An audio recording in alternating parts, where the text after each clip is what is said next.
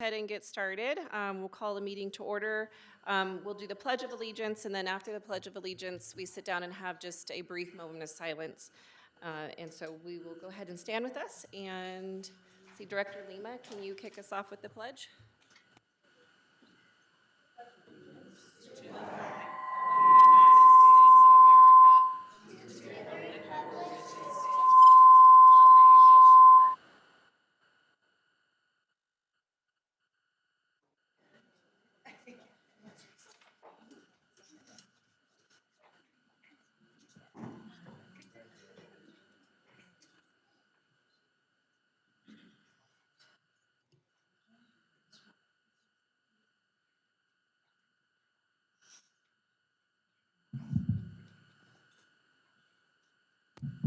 All right, thank you.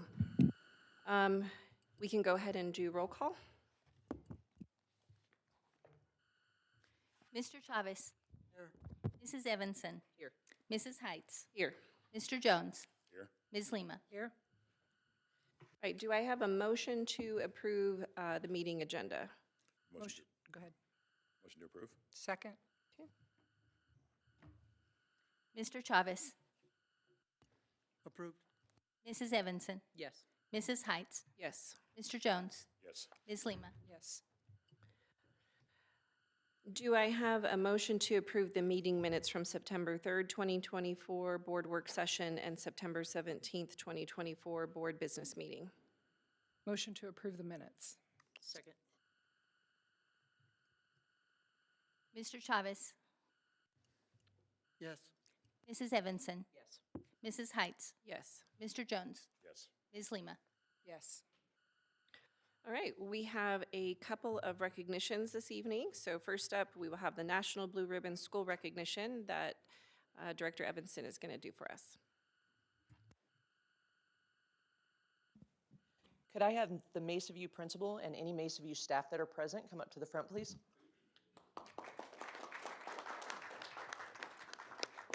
We have Mesa View kids. Let's do it.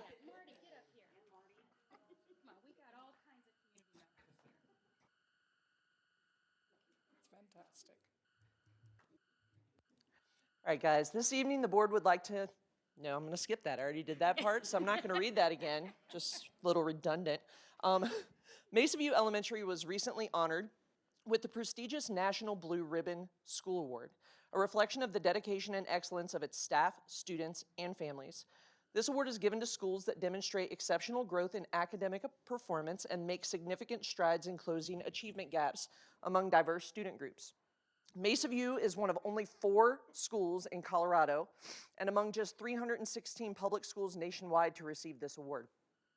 Their unwavering commitment to serve each and every student, each and every day, has had a significant impact, particularly among students who qualify for free and reduced lunch, minority students, and even those in special education groups that have met or exceed growth expectations, making this award even more meaningful.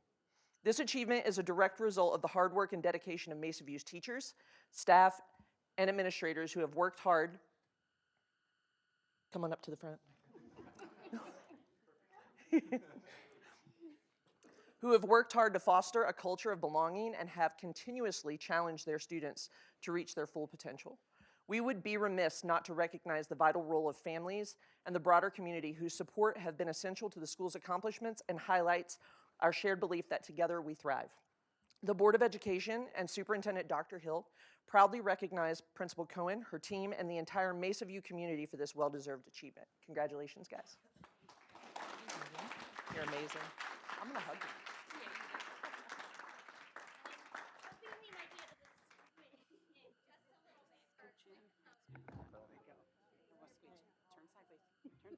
Turn sideways. Turn sideways. Squeeze. Have to go to 2.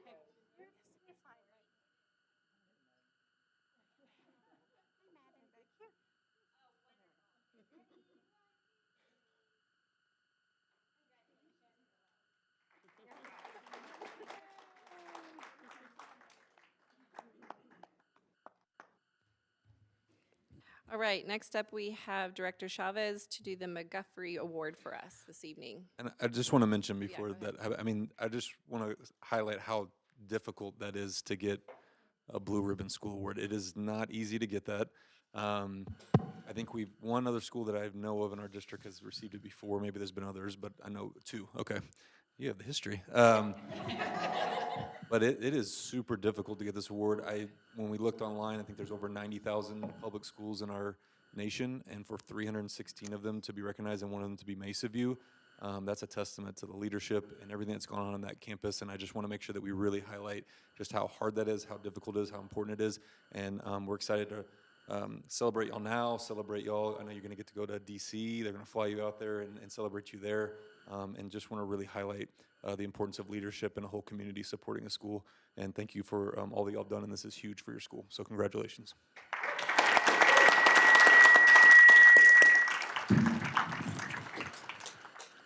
Senora Lima, would you join me up front, please?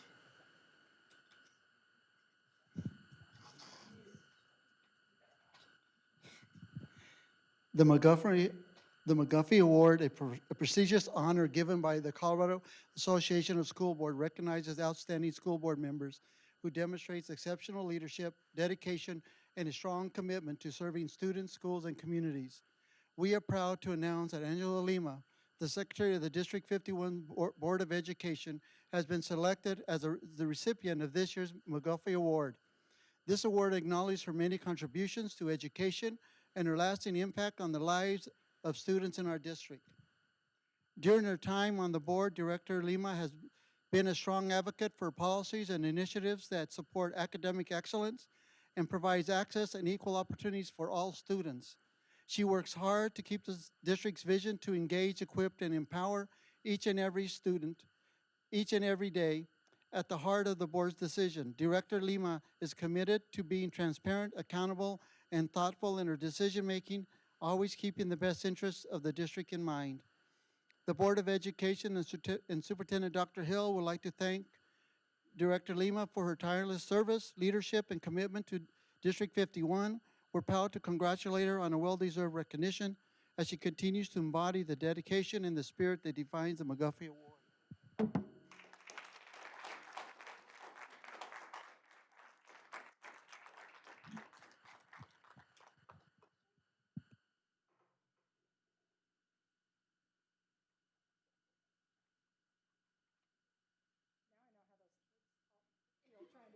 Shuffle all their stuff up here.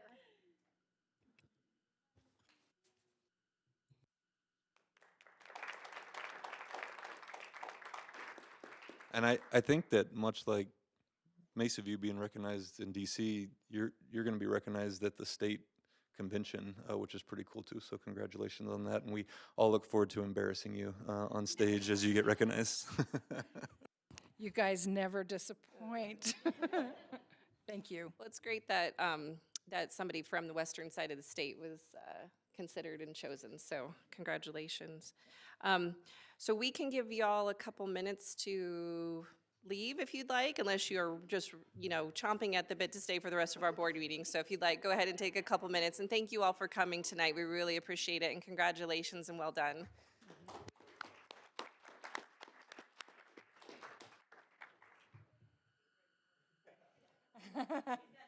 Yes. And I will remind, while people are exiting, we do have our sign-up sheet for public comment over here on this table over here. So that is open up until the time of public comment. So if you are wanting to speak this evening, just make sure you sign up on the sheet over there. All right, so now we'll move into board reports. So we have some good things that happened this last week for board members. Or a couple weeks, I guess, I guess we did meet last week for a special meeting, but. This weekend, we had an opportunity, Director Chavez and I, to attend the REC fundraising event, and REC always does an amazing job. They raised a very significant amount of money. We had some people that were there that did some fun matching for REC, and the kids, that I think was the best part of it. They brought in a lot of kids, and they were there, waiting tables, and they were there talking with people and interacting and just learning how to be in this social environment that they otherwise wouldn't be involved in.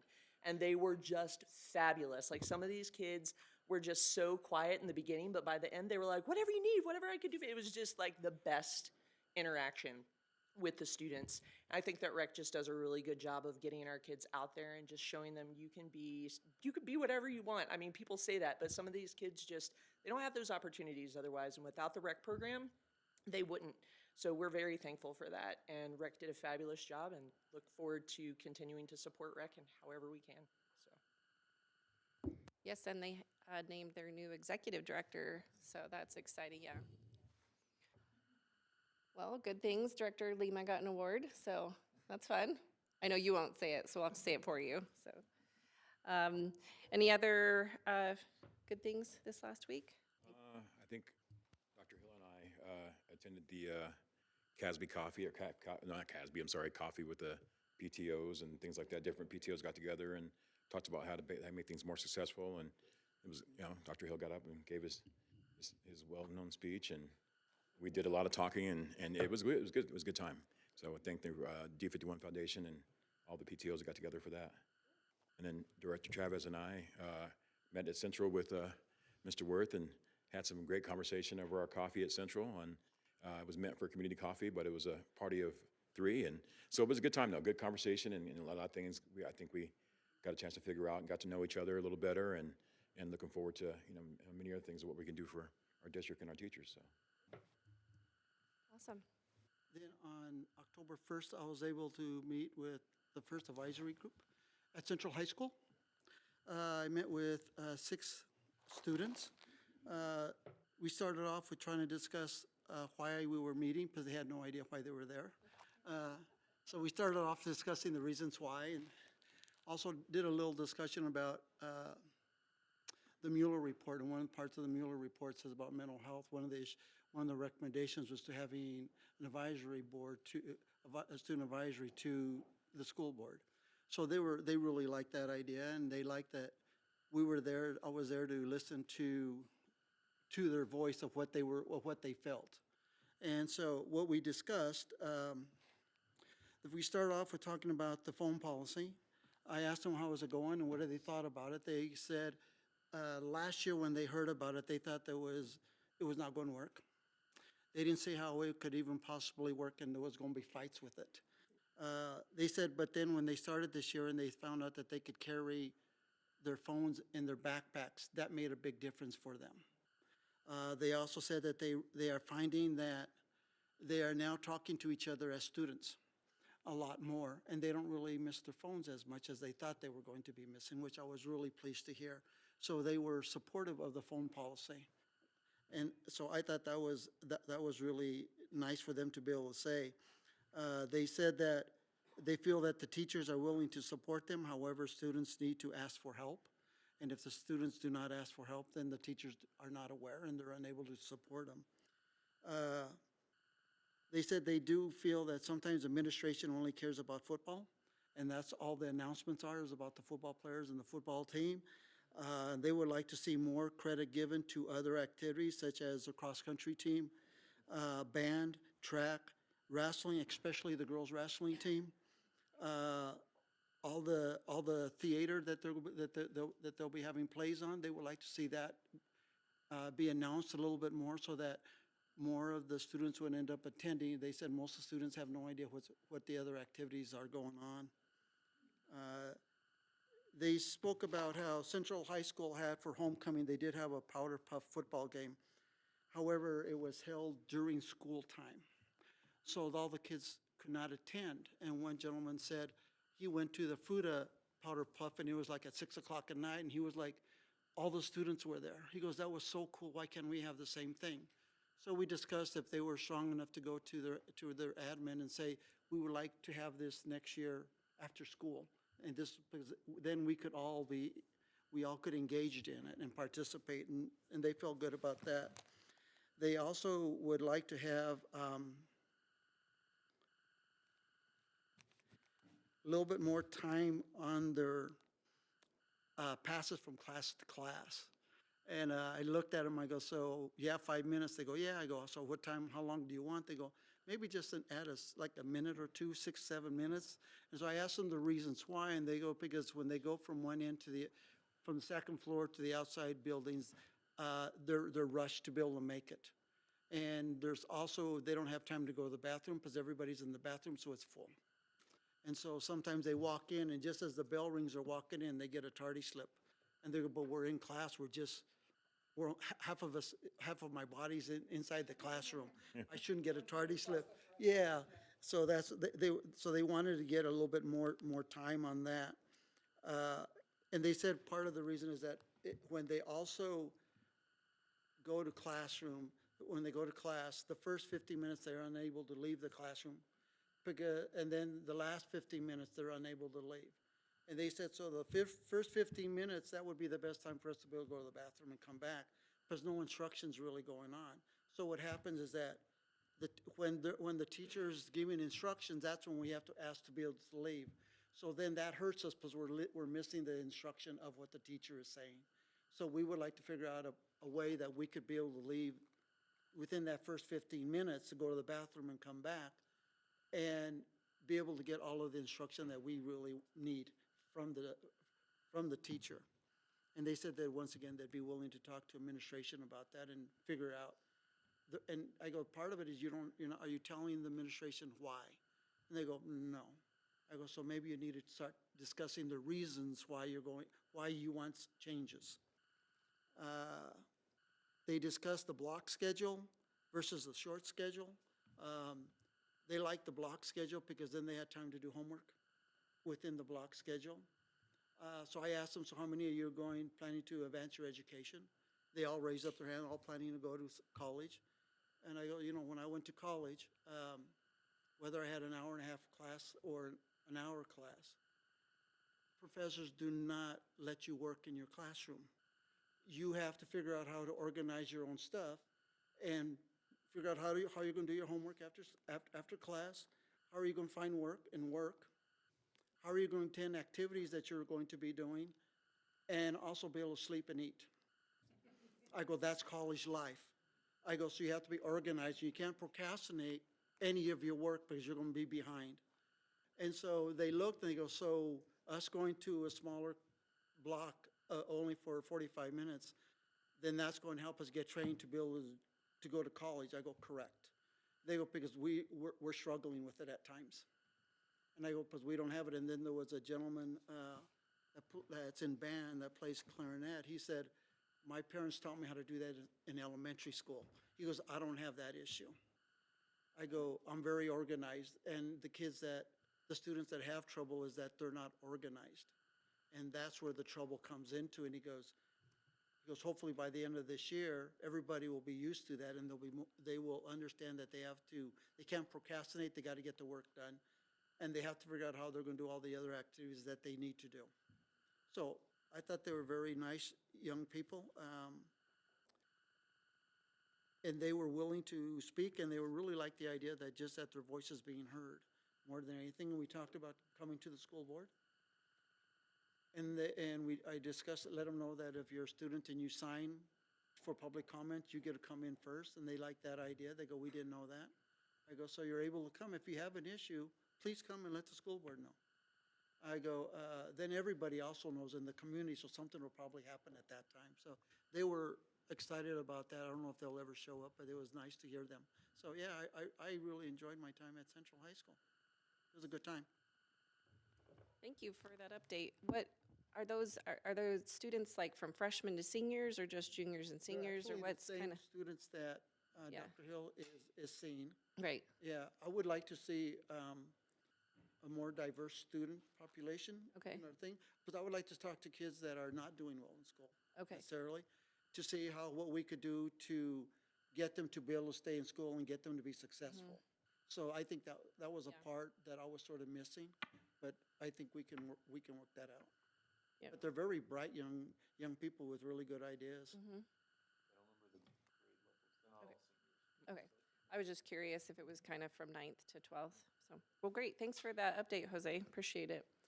Barb, you met, right? Okay, go for it. So on the 11th, I had an opportunity to meet with some students from Grand River Academy. Grand River is a unique school within our district. It can be primarily online. It can be a mixture of online and in person. The kids that I met with, there were 7 kids that were present, and it was actually, like, I commend them. They didn't even have to be there that day, but they all logged in because they didn't have school on Friday, but they all logged in and chatted with me. I had 2 sophomores, 4 juniors, and 1 senior. There were 2 other kids that were 9th graders that weren't able to attend due to other things going on. But we had a great conversation. They kind of started off, and I got to know a little bit about every single one of them. I had a kid that attended Gateway, Orchard Mason Middle School, Mount Garfield Middle School, Fruita Monument High School, Grand Junction High School, one that left and went to Grand River from Fruita Elementary, so has been there for a long time, and is a 10th grader now, and then Grand Mason Middle School. So kids from all over the district are attending Grand River Academy right now, so they have a perspective from all over. These kids started off, one of the things that they were concerned about is they were having a conversation about curriculum. One of the students stated that he was concerned about the lack of art and music options. He said something about having to attend 3 different schools over the next 2 years, 2.5 years, in order to obtain his art credits in order to be able to graduate. So he was struggling with that a little bit, and some of the other kids were talking about the difficulty of them being primarily online school or students, and there not being an online Spanish class. So they would like to see more opportunities for language available through Grand River. They were also, well, yeah, we were talking about the art class. We kind of moved on to technology. So I guess, with them being primarily an online learning platform, they spend the majority of their time on their Chromebooks. And they had said that they had started having issues using their Chromebooks at home. I think that there were 3 of the 7 that were primarily online, so they don't walk into the school unless there's something going on, and like testing or something like that where they have to be proctored. They can't update their Chromebooks from their home Wi-Fi, so that's difficult with them. And then they can't use some of the apps or resources that are on there if the phone doesn't, or if the app doesn't. If the Chromebook doesn't update. So they were struggling with that, and they were hoping to maybe have a conversation, or maybe somebody with IT might reach out and have a conversation with them about how to remedy that. They were talking about having frequent crashes, and that they've been taught how to clear their cache so that they don't have that problem, but sometimes they'll lose things that they didn't intend on losing. They said they are using the Google Drive, but sometimes they just mess up because they're kids. So, we have some other, well, let's just move on. We did have a conversation about the cell phone policy. It's something that always pops up, but they're kind of in a unique situation. Sometimes they'll use their computers, sometimes they'll use their phones, but they said that if they are actually in tune with the teacher and they're doing class online, that they've told their teacher, I will put my phone down, I won't touch it, I won't mess with it unless the teacher asks them to use it. So they haven't had a problem with that. There was one of the students that actually attends the Career Center, and he said that he found that when he gets there in the morning, like everybody's kind of in like a common area and they're messing around on their phone, but the moment that they go into class, everybody secures their phone. He said the first week was a bit of an issue and people were kind of, rebelling against it, but the administration and the staff really stuck to the policy, and they were like, there's not going to be any one way or another. We're going to hold you to this. And so once the kids realized that they weren't going to get away with it, they started getting sent to the office with their phones, or their phones went and they didn't see them for the rest of the day. He said there's absolutely no problems anymore. So he said he was glad to see that. Another student was brought up concerns about, people that have medical conditions. So I did bring up to her attention, I was like, hey, look, there is a little caveat in there about kids that have 504s or IEPs. If there's a kid that absolutely needs it, they can always request, to have an amendment on that, have a conversation and see where it goes. I can't guarantee you it's going to be granted, but there's always that opportunity for that. So she felt better after that, after we had that conversation. They have some upcoming events. Well, they did recently attend another school's homecoming. They said that that was fabulous. They have an upcoming career day. They're going to send some information to me so that we know the actual days on these, because they want to have some speakers come in. They have a pumpkin patch day that they have coming up. They're super excited about. And they said that Grand River does the best when it comes to testing, because they do this thing called tacos and testing. And I don't know how better to get somebody to take a test, but to give them some taste of food. So they're doing a pretty good job with that. They also have a project coming up called the Kindness Project. They're going to feature a bake sale, craft sale. They're going to have food trucks, date to be confirmed. They're going to send all that information over. But it's, they're going to be donating that money. If I can remember what the young lady said, there was a community program. I did not write it down. So I'll have to get confirmation on that so I can tell you guys at a later date. I had one gentleman, like, he was super interested in budget, policies, procedures, safety. One of the kids I worked with at Gateway, and I knew his mother, and so he knew me, and he mentioned it. So this kid started hammering me on safety and security stuff. And he started asking about budget. How's this new budget finance formula gonna work with? So he was he's like, how's this gonna work? So I explained him the hold harmless and how it really just depends on, which one is more beneficial for us for the next couple of years. And then we talked about how if we have students that are English learning language, or if we have kids that are special education and needs, how we're gonna receive more funding in order to help support the resources that are needed for those students.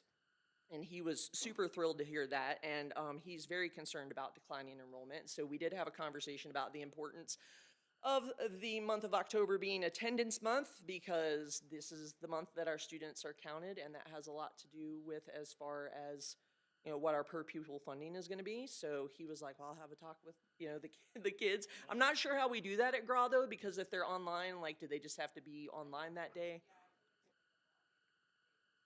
Gotcha.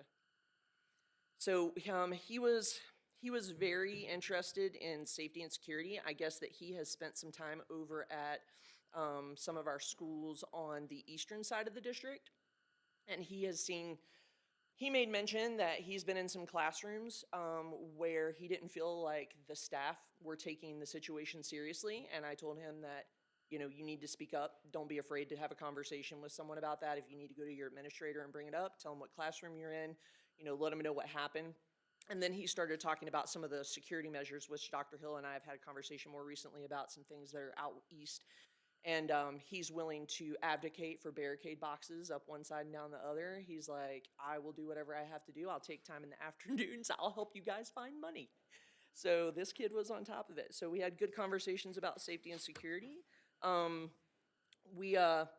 also had some students that were concerned about, like, locations of students in classrooms. And so I had a kid, she went all the way back to elementary school. She's like, when I was in elementary school, we didn't have a good place to hide. And I was like, well, there's been some changes made to those classrooms, and specifically the school that you're talking about. And we encourage our safety and security officers and our school resource officers to have conversations with the staff that are in their school to make sure that the staff members are comfortable, they know how the policy works, how the procedure works for locks down, shelters in place, that they know where the safest place is for them to hide in the schools. And so they were really comfortable with that. They were like, well, it's good to know the conversations they're having with staff, because we as students, we just do what the teachers tell us to do. So, but really great conversations, bright kids kind of all over the board on what their interests were.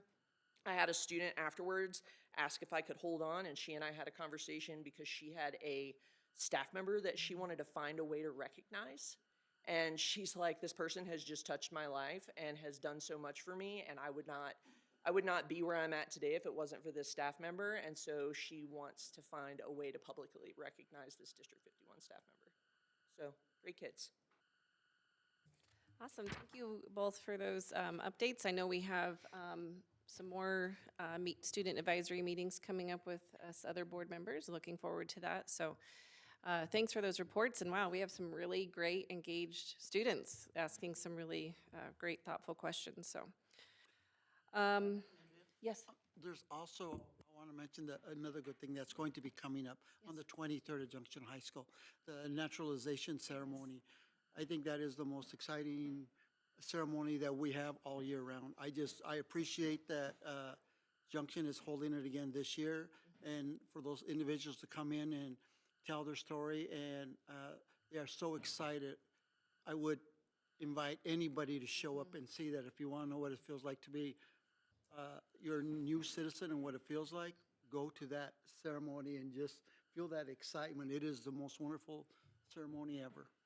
It is. There's usually not a dry eye in the house by the time you're finished with it. It is absolutely moving. And if anybody in our community has not experienced that or experienced it yourself with a friend, bring your friends and your family and come and join everybody for that, because it is it's very moving. It's a great ceremony, really touching stories, and just a great appreciation of becoming an American citizen.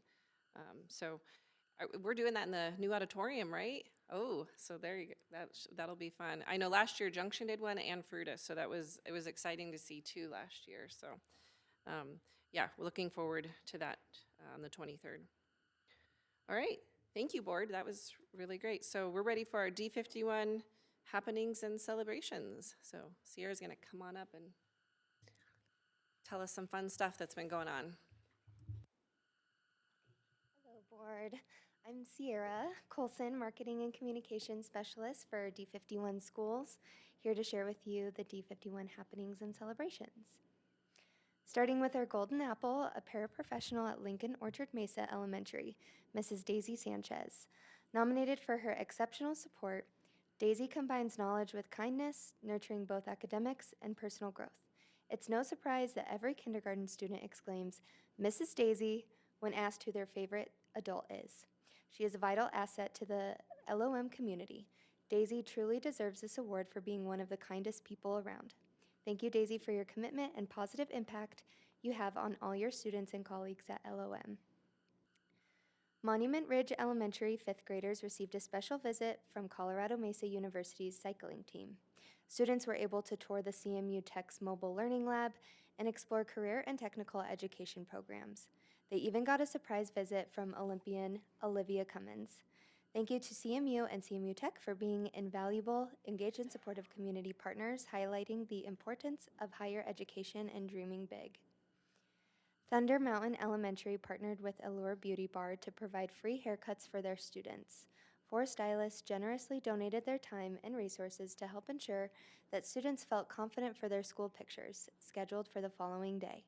A big shout out to Principal Stephanie Williams and her team for recognizing the needs of their students. This collaboration reflects the spirit of community support and engagement at Thunder Mountain. The Western Colorado Research Center in Grand Junction elevates hands-on learning.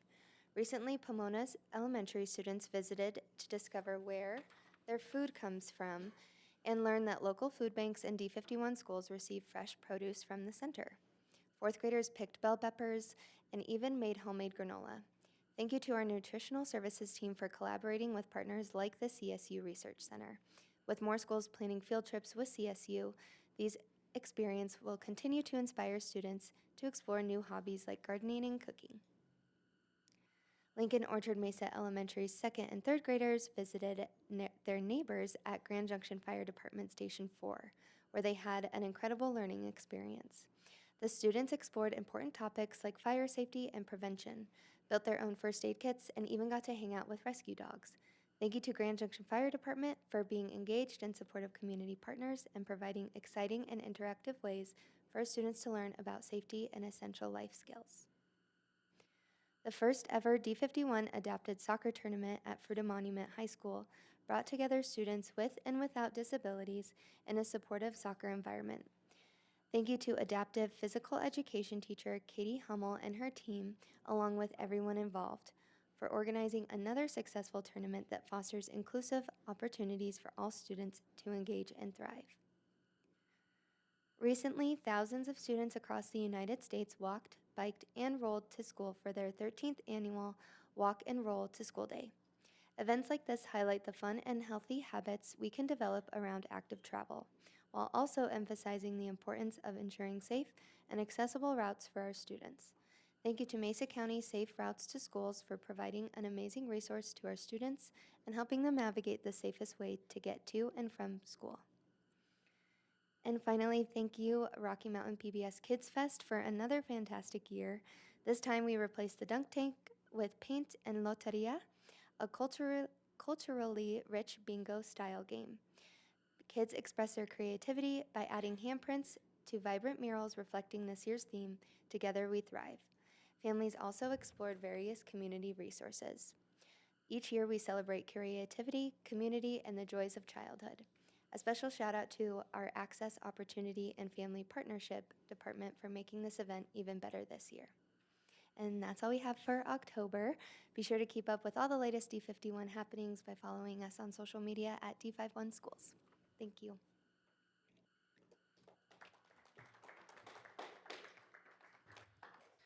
Thank you. All right, next up, Dr. Hill, we have our superintendent's report. All right, well, thank you. So first up, we're gonna have Shannon actually present, so it's not that presentation. And I think Shannon's virtual. Are you there, Shannon?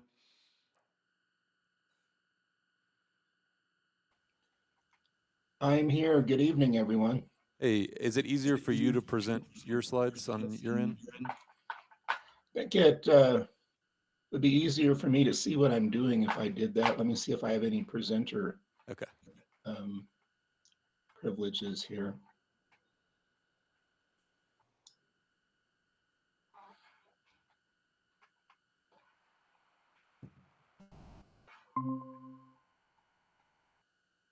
All right, are you seeing that in full screen? Yes. Well, good evening, everyone. Thank you for hearing my presentation virtually. It's a privilege to be here. I continue to monitor our enrollment circumstances and have generated a draft report based on our most recent October count and have kind of some summary level slides to show you, and would be delighted to respond to any questions that you may have. This year we were down about 200 students.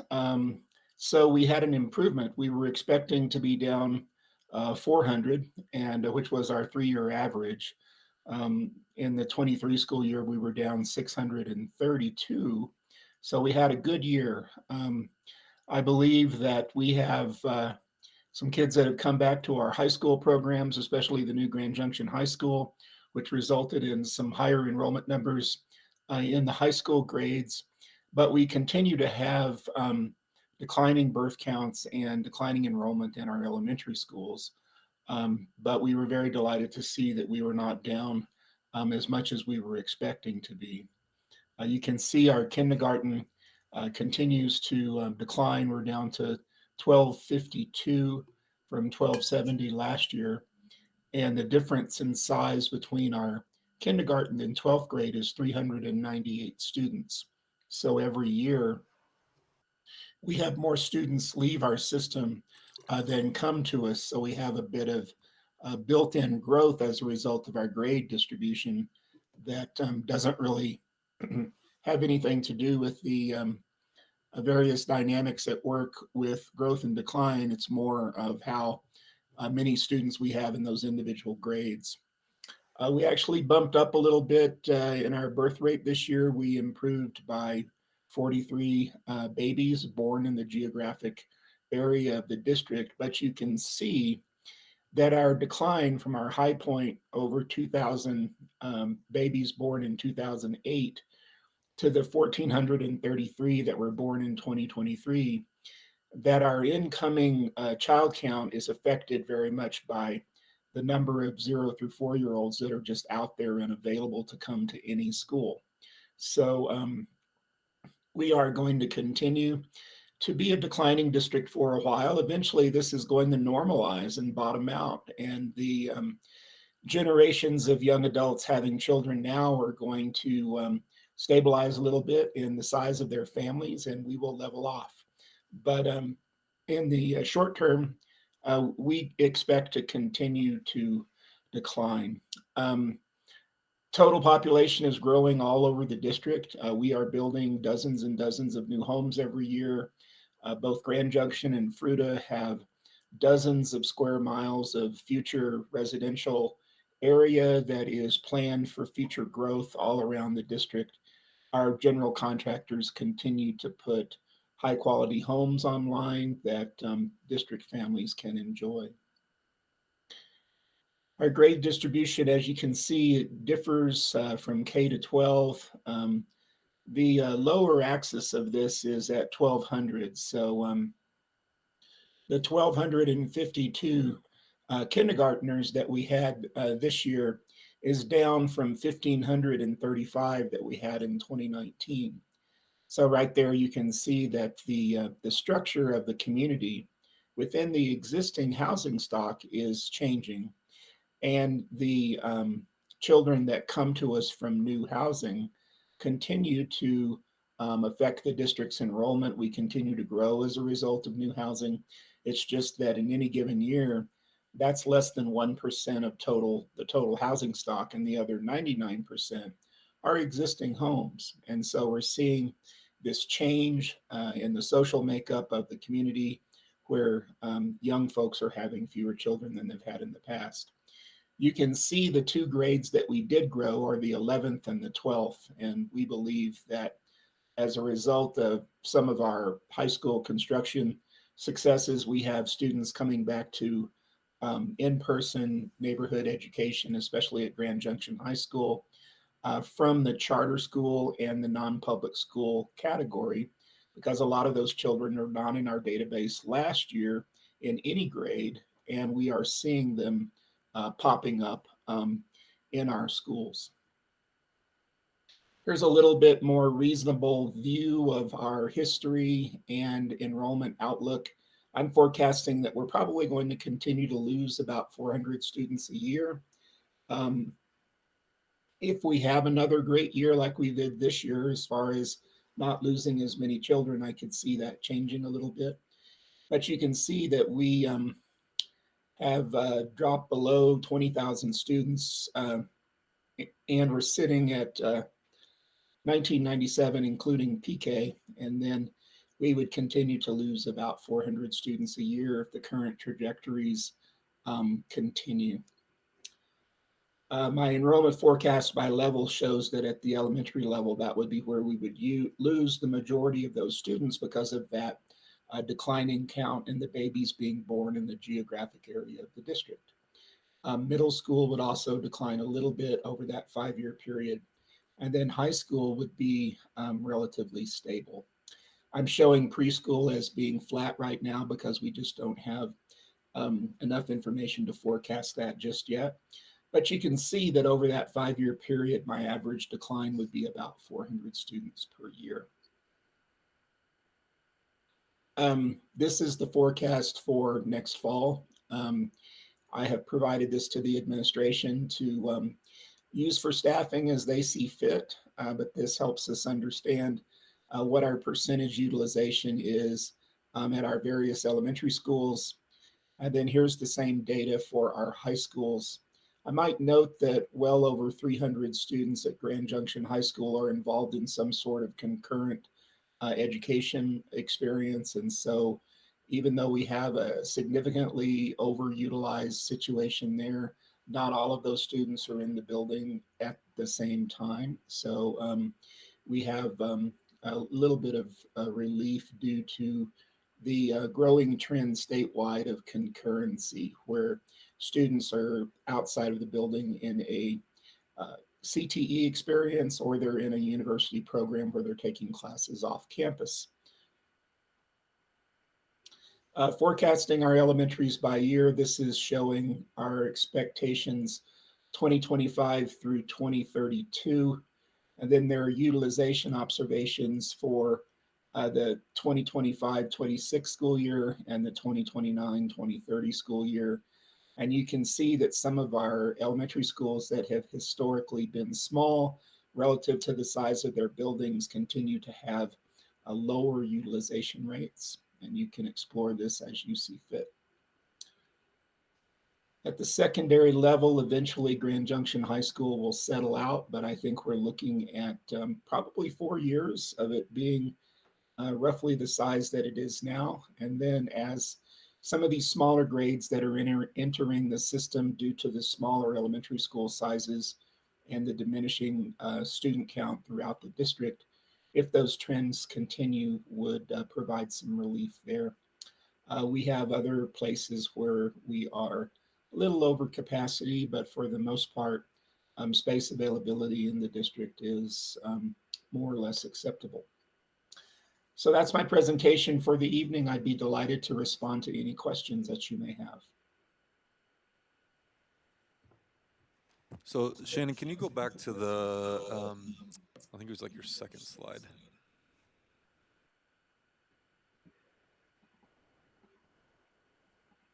Yeah, that one.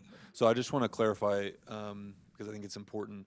So I know yours is showing 222 student loss, and I think the reason for that compared to what we've been sharing is, and it's different, those are different numbers, is because your 2019 through 2023 numbers are actual October count numbers from CDE, and our 2024 number that you're using there is our current October count number for attendance, but it's not actually necessarily going to be the October count number that we're staffed for or funded for. So when I show, because Sarah in Mel's department sends us a weekly report, and it shows time comparison. So October 1 of last year to October 1 of this year, we're down 325 students.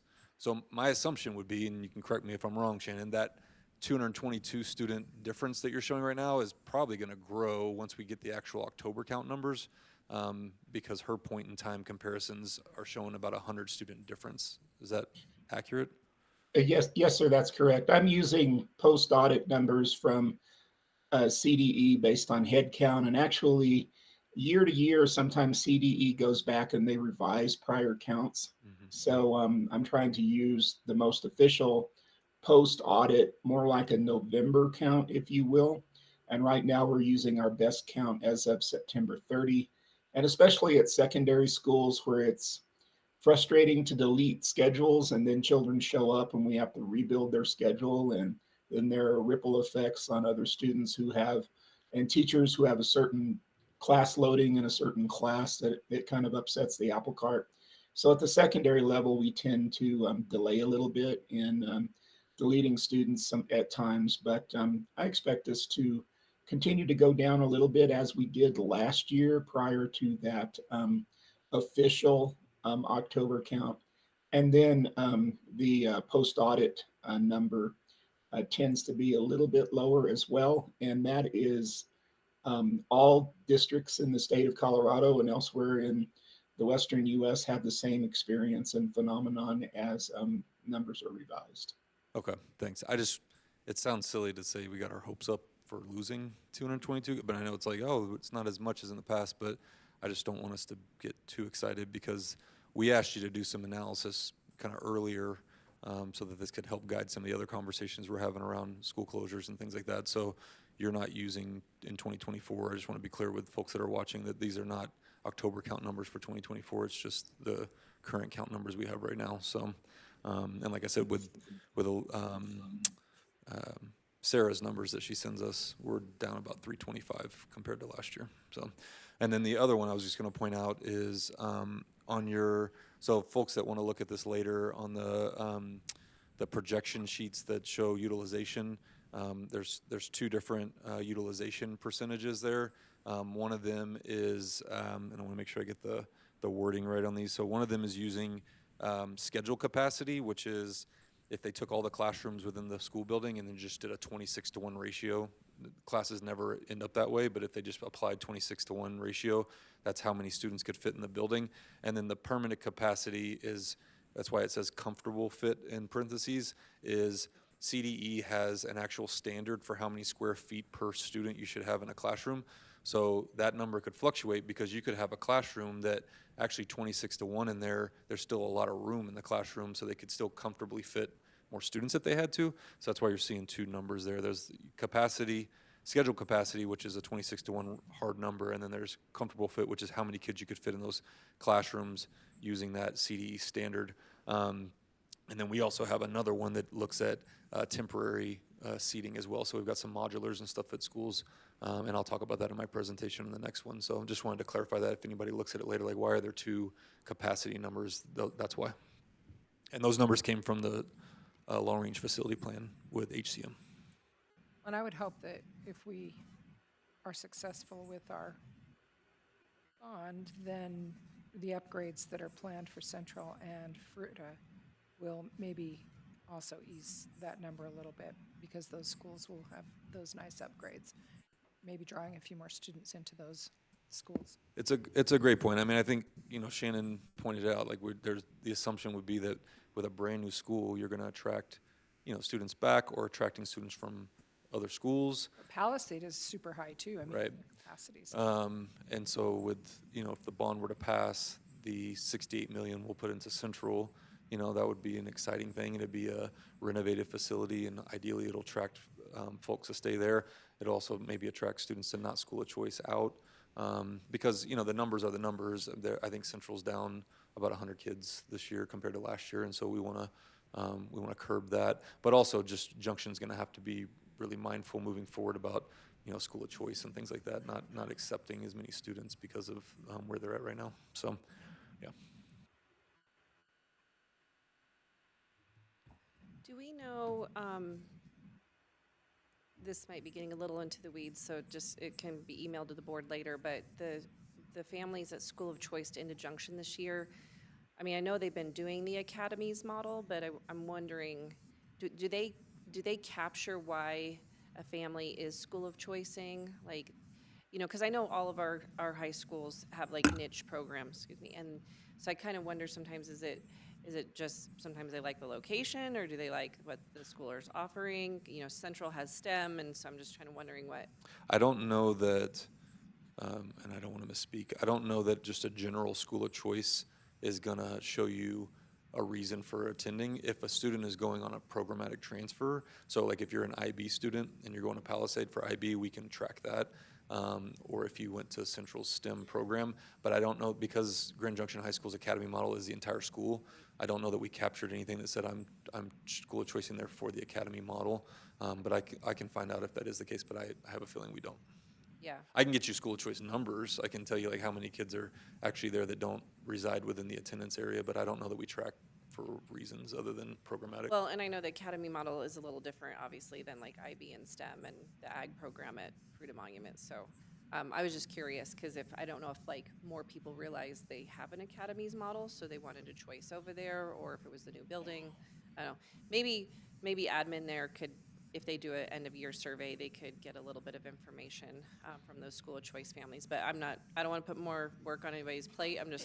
I think from the board standpoint, I'm curious, because I do, we've had a lot of great feedback that the newer building, students are taking a lot of pride in keeping up with it. They're not even like putting holes in the wall, with like pins and hanging things up. So, I just wonder if like, as we improve our buildings, especially like at those high school levels, with science labs and things like that, if that just kind of helps retain and attract students to those schools. I was going to make a joke because I thought Dr. Whiteford was still there. I was going to say they all wanted to go to his class, but I don't see him out there. Putting all kinds of holes in the wall. So, yeah, and I think, you think with Central, we have such great teachers there and such great programs there. We need a building to match that. And so, it is exciting to think about the possibilities of this bond passing and then being able to do the work there that needs to be done. So, Especially what we could provide for a STEM program there. Yeah. Can you also remind me what the date is we should have our final October count? I don't think we get an October count numbers. I'm looking at Mel. Is it like January?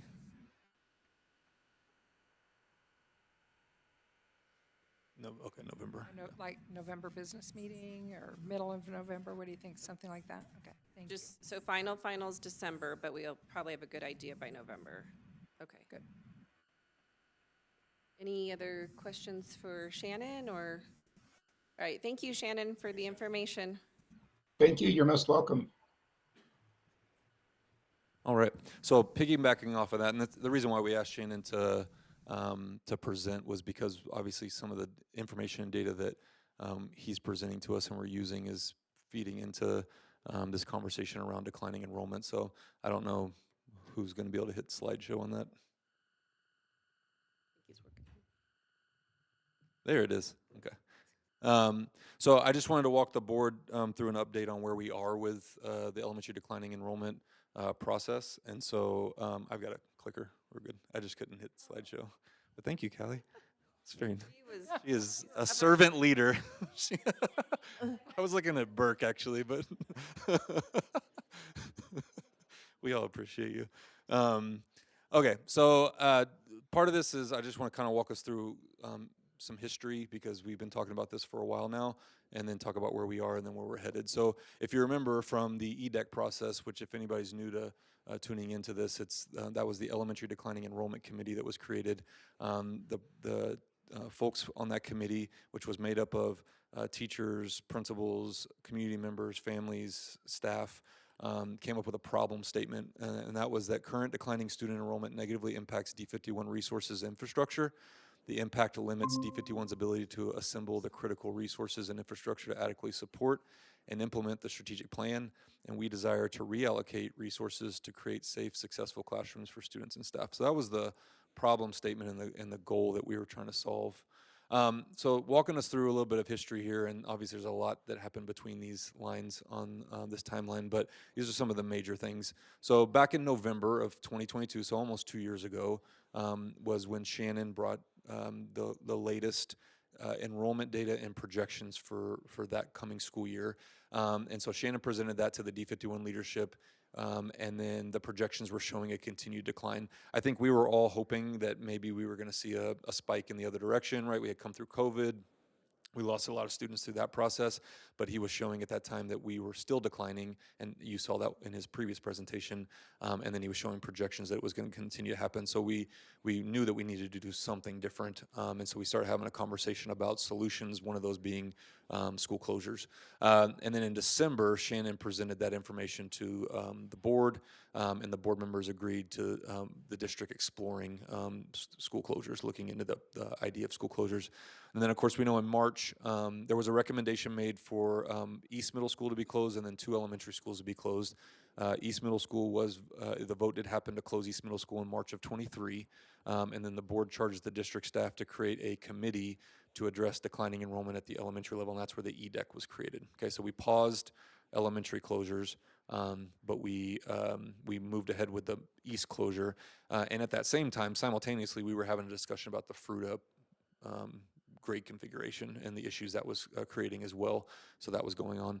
So then fast forward to October of last year, the board voted 5-0 to approve a resolution to explore the pathways that were presented by the EDEC. So the EDEC came up with these 5 pathways. We presented that to the board. Of course, that was 2 of our members weren't on the board at that time, but presented it to the board, and then the board voted 5-0 to say move forward with all these pathways. And then that December, we made the decision to close FRUTA 8 and 9 to address the enrollment issues out in the FRUTA area. And then this past February, I made the decision to delay the elementary school closures, and that's because of timing. We've learned that doing this in the spring makes it really difficult. It throws off a lot of things, but also needing, we talked about developing some policy and other things, so I asked the board for a pause on that, and said that we would make that decision this fall. And then in March of this year, we began engaging with A&M, a group, an outside group to develop a decision model that's based on the closure criteria recommended by EDEC. And I'll talk about that in the presentation later, but the EDEC came up with these 6 criteria, but then we had the challenge of how do we actually apply those criteria and come up with numbers for that. And so we worked with some experts on how to do that and started engaging with them in March throughout the summer and even into this fall. And then this past September, of course, the board adopted the policy FCB, which is a policy for closing schools. And then now where we are now is that we've been taking the decision model that was created with A&M based off the criteria from EDEC, also looking at enrollment numbers with Shannon, and then trying to run scenarios of what this could look like before any recommendations will be made. And so that's where we are right now, and that's why I haven't made any recommendations, because we're still running through those different scenarios before I bring something forward to the board. So continue to go through history. So Shannon already presented this a while ago, but I want to reiterate it. So we have seen a decline of over 2,000 students since 2019, and that's close to that's a little over 9% of our student body that has declined. And he's talked about the factors over and over again, right? Low birth rates, affordability, housing, school options, all those things have contributed to this, but it's where we find ourselves. I think it's also important to point out, because we talked about this through the EDEC process, the amount of school buildings that we do have and the amount of students that we have, when the students are spread out throughout that many buildings, you start to have underutilization of those spaces. Some of that is just due to the fact of how spread out we are in certain places, but some of it's not. Some of it's just the fact that we've had declines in certain areas and it's impacted utilization. So, based on the utilization numbers that we had from HCM, and then looking at our current enrollment numbers, We are utilizing only about 65% of our seats in elementary schools. We are utilizing about 74% of our middle school seats in our buildings, and then we are utilizing close to 100% of our high school, which is great. But you heard Shannon say, well, as these smaller cohorts move through, that's going to change as well. And so we're utilizing about 71% of our available seats in our district as a whole, and kind of an industry standard, or what you're looking for, is about 85% or above to actually get the most out of your buildings. It also impacts staffing and programs and things like that, but we're well below that 85% goal or low number that you're looking for. So that's just something to point out, and these are the declines that we've seen over time. I think it's pretty, I don't know what the right word is. Seeing it under 20,000 is not fun, okay? But it is where we are at right now. We have dropped below 20,000 for the first time. So why is this important? We've talked about this as well. It impacts our financial situation, right? School districts are funded on a per pupil basis. So we receive money from the state based on the number of students that we have. So that's why that October count is so important, because the October count number is used to determine how much money we're going to receive, because we're funded per pupil. And so when you lose students or you decline in students, it means you're going to decline in funding because you're not receiving as much funding for the amount of students that you were receiving in the past. So just to put that in perspective, I mentioned before that we're down a little over 2,000 students. If you were to multiply that number times the amount we receive per pupil today, if we had just stayed steady with our enrollment since 2019, that would be like having $22 million more to work with right now. So you think about the things we could do with that, all this work we've been trying to do on getting our teacher salaries up and all these other things, like having $22 million more to work with would be huge for us. And so that's just the impact that has happened over the last 4 or 5 years, is we don't have that student enrollment anymore. And so we don't have the dollars that we could have had if it had stayed steady, at least. And then just to kind of throw this in there, I've talked about it a lot, but our state is one of the lower states when it comes to per pupil funding, or K-12 funding. So that's not great, and we rank 174th out of 178 school districts when it comes to a per pupil funding basis. So the declines plus having one of the lowest per pupil funded amounts and being one of the states that's one of the lowest is just a compounding issue that we find ourselves in. So I know you can't read that on the right, but it's supposed to be a visual showing you where that little line way down at the bottom. Okay. I joke about it. Maybe it's like feels so tense right now. We joke that we jumped to 173 last year and we got excited, and then we're back to 174. So I guess that's not really a joke. It's also sad. So financial implications, as I mentioned, it also impacts staffing. So just a reminder to the board and folks paying attention online and in person, we staff our buildings based on the number of students that we have. And so staffing allocations are assigned based on that student count.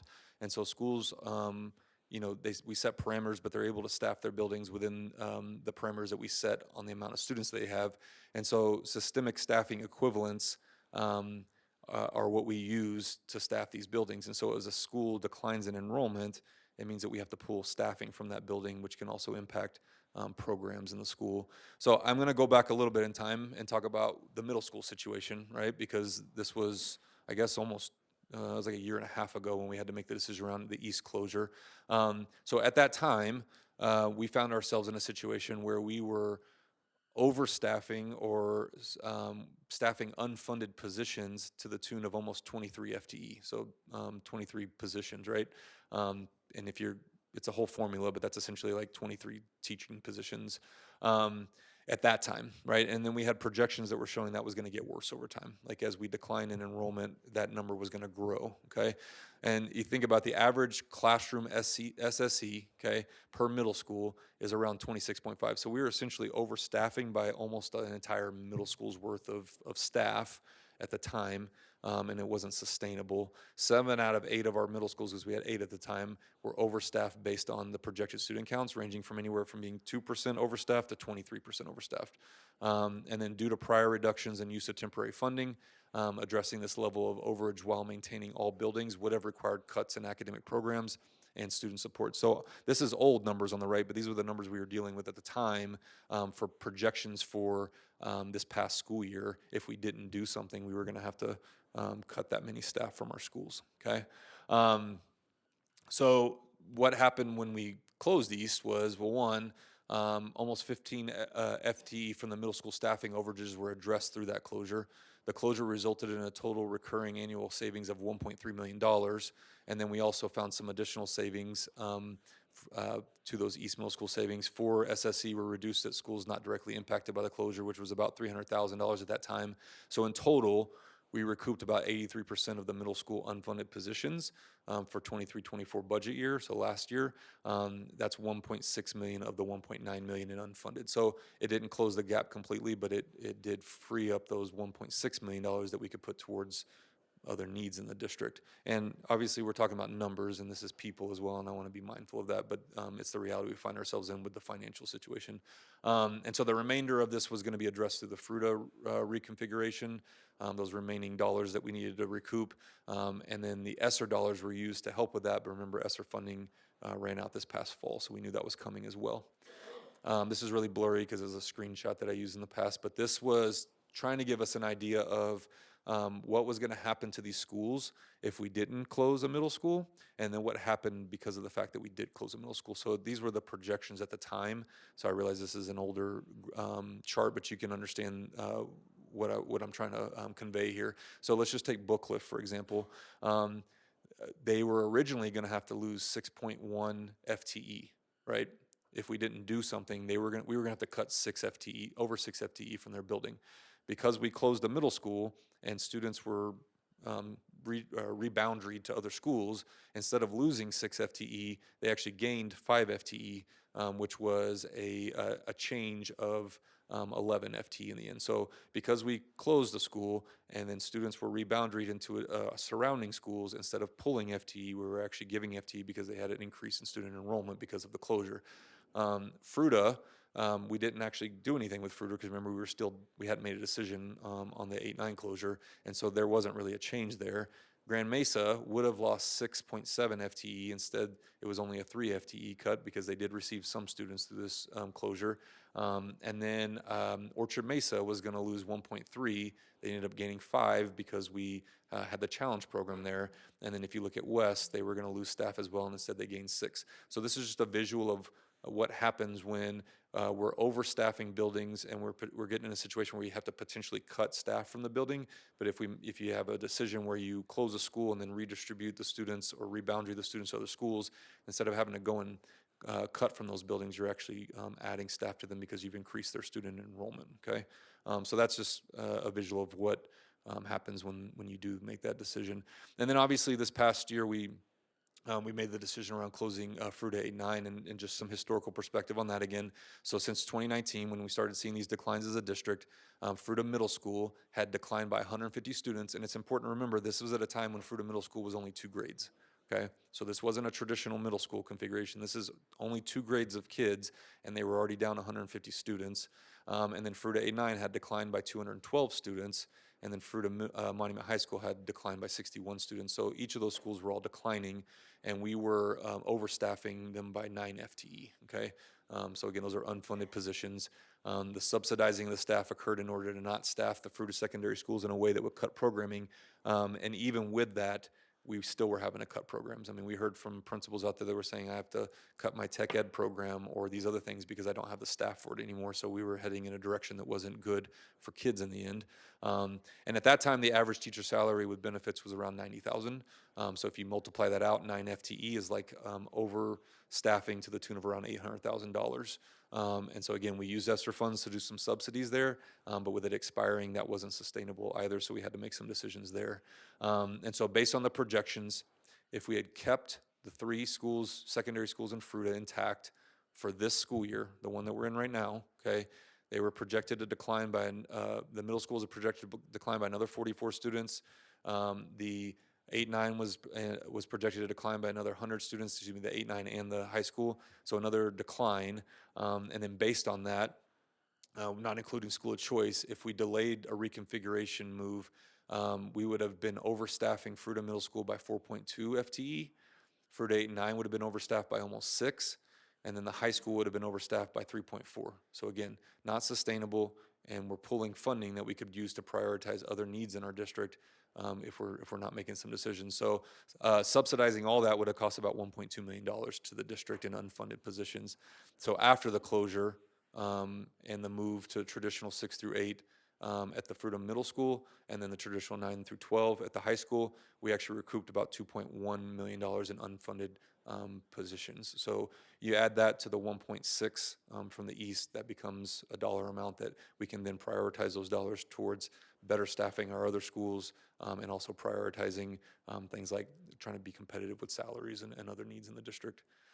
So prioritizing staff has been a focus of this board and of our district administration. I know we had a shared interest with the association this past year, like how do we get to $50,000 for a starting teacher salary? How do we make sure we go back to steps and lanes and get salaries up across the district? And so when you're prioritizing those things, you have to find dollars to be able to do that, right? It doesn't just magically appear, and we're not going to get a ton of money from the state. And we have not passed any mill levy overrides since 2017, so we're not receiving any new dollars because of anything like from a local tax like that. So through these closures, we were able to better staff schools receiving students from closed schools versus having to reduce staff across the district, which would have meant programmatic cuts, okay? 82% of our general fund is spent on salary and benefits. So every little bit helps to be able to put towards our people. By not spending money on subsidizing unfunded positions at the middle and high school levels, and we had really smart use of those one-time ESSER funds. We've got a great finance department that was really smart about not putting all that money into ongoing things that would have set us up for failure now. And then also we reduced $1.3 million with central office staffing over that time, plus the application of new dollars from the state towards better teacher pay. We've been able to prioritize that competitive starting teacher salary that we talked about and increased salaries for teachers and other staff across the district. So to put that in perspective, getting our starting teacher salary up above $50,000, that is a 33% increase since 2019, since 2020, which is great. It is still not where it needs to be, right? If we're being honest, like it's still low compared to many other districts in the state, but it's a lot better than where it was, and we couldn't do that unless we, made some tough decisions here. We also moved to steps and lanes, which has helped staff across the district. So we're paying teachers who go and get continuing education credits, and we're honoring that. And so through the process with finance and with HR, finding out where staff fit on that new salary schedule, we were able to boost salaries for teachers because of them going and getting continuing education, which is great. And so over that time period, since 2020, we've seen an average teacher increase by close to 40%, okay? So our average teacher salary is now closer to $71,000 versus where it was, which was $50,000 just a few years ago, which is now our starting teacher salary. So you see these bumps are helping us not only recruit new teachers, but they're helping us to retain our great staff that we already have, okay? And then we've also been able to prioritize as a district our reserves. I know we've talked about this at the board level before, but our reserves were a very low level, which is not okay. It's not okay for an organization our size. It was about 5% just a few years ago. And so we've now met the objective of maintaining at least 3 months of payroll expenses, which is great. We've gotten there, which is awesome. And our current reserves are more in line with districts across the state and the state's benchmark, okay? So that's another thing we've been able to prioritize through this process as well. So let's talk about where we are currently. Shannon just shared his numbers. Let me talk about what that actually means for us. So we're currently overstaffed, and these are real numbers. This is today, 30.5 FTE in the district, okay? 26.7 of those FTE are at the elementary school level. And remember, we knew coming into the school year, because I asked for a delay on the elementary closures, we knew we were going to be overstaffing at the elementary level, and we knew that we were going to be using some reserve dollars. That's why you have reserves built up when you need to do a one-time thing like that. Can Yes. I ask, can you just remind us again what the average FTE number is for elementary schools? So in elementary school, the average is about 23. Okay, Yeah. thank you. So yeah, good question. So an average elementary size in our district at least would have about 23 FTE. And so we're overstaffed right now by 26.7 FTE, and that's in today's numbers. And then based on the projections that Shannon just shared, we're projected to decline again this next year by around 482 kids, but that 277 of those students coming from the elementary level. And these are projections, but when we talked to him leading up to this, he said he was being very conservative with those numbers. And so, maybe it's not the exact number, but even another 200 kid loss is going to be an impact to our district. So if we're going off the projections, and again, a loss of enrollment, as I've mentioned before, means a loss of per pupil funding from the state. for those students, which means we're reducing staff at the school level. And our staffing projections for next year, and these are projections, okay? So these aren't definite numbers, but these are projections based on or staffing projections based on his enrollment projections. We would need to cut approximately 43 FTE from elementary schools alone next year, okay? So if you're going to multiply that out now, because our average teacher salary with benefits has gone up, which is great, we've been able to prioritize that. It's 97.9. At the elementary level, if you multiply that out using the average teacher cost, we are currently subsidizing about $2.6 million worth of staffing at the elementary level. If we go off the projections for next year, that number would grow to about $4.2 million, okay? We don't have $4.2 million in our general fund to be able to put towards that, and then we can't just keep eating away at our reserves that we've just built up, because as Shannon mentioned, at some point maybe we get to a point where it flattens out, but that's not next year, and it's not the year after, because even with that little bump in birth rates, the trend is still going down, and even if we started to trend upwards, it's going to take you 5 years before you start to see that impact from students in our schools. So we have to plan for the out years, and Elizabeth from the state is going to provide us some information in November on what she's seeing at the state level. But if you remember back with her presentation last year, she was saying maybe by 2035 we can get back to pre-pandemic numbers. So this is not something that's going to change overnight. So anyways, I'm rambling on this one, but the right side shows you current overages and then projected overages for next year as well. So let's multiply that out again. As I mentioned, 43 FTE over comes out to about $4.2 million of unfunded positions. At the middle school level, which we're not talking about middle school closures, we're not talking about high school closures, but it's just important to note, we're going to have to subsidize $500,000 there, $783,000 there, or make some staffing reductions because of declines in enrollment. But all in all, that comes out to about $5.5 million worth of unfunded positions for next year based on those projections, okay? So back to EDEC. Through that process, we came up with 5 pathways, right? Pathway number 1, which was the most viable pathway identified by the committee, was closures and consolidations, okay? And then the other pathways were things like mill levies, which we're trying to secure what we have right now by doing a no tax rate increase mill levy override in November. But then we're going to have some discussions moving forward about do we go out for something later that actually is an increase. But right now we're just asking taxpayers to let us keep what we already have. If we lose that, that's losing $6.5 million more if that goes away. So really important this November. And then pathway 3, the strategic planning groups have been doing work around trying to increase more options for our families and strengthening those pipelines for elementary through middle through high school onto college, so we can engage more families into the school district. This pathway 4, the subsidizing, providing flexible support through possible increases, we've been doing that. We have been subsidizing, but we're running out of options there, and so that's not sustainable either. And then pathway 5, I presented back in May the work that we've been doing to try to make reductions at the central office level with staffing, and then also some things that we can prioritize moving forward. So we've been moving forward with these 5 pathways, but the one obviously that we haven't made a decision on is the elementary closure piece.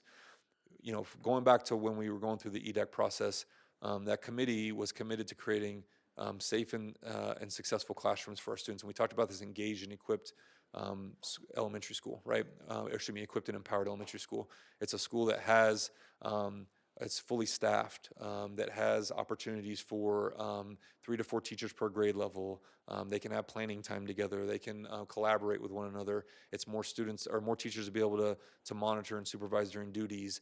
All the things that are listed up there were things that through this process we said we want to be able to offer in our schools, and it's getting harder and harder to do that as we continue to decline at the elementary level because we can't staff those buildings.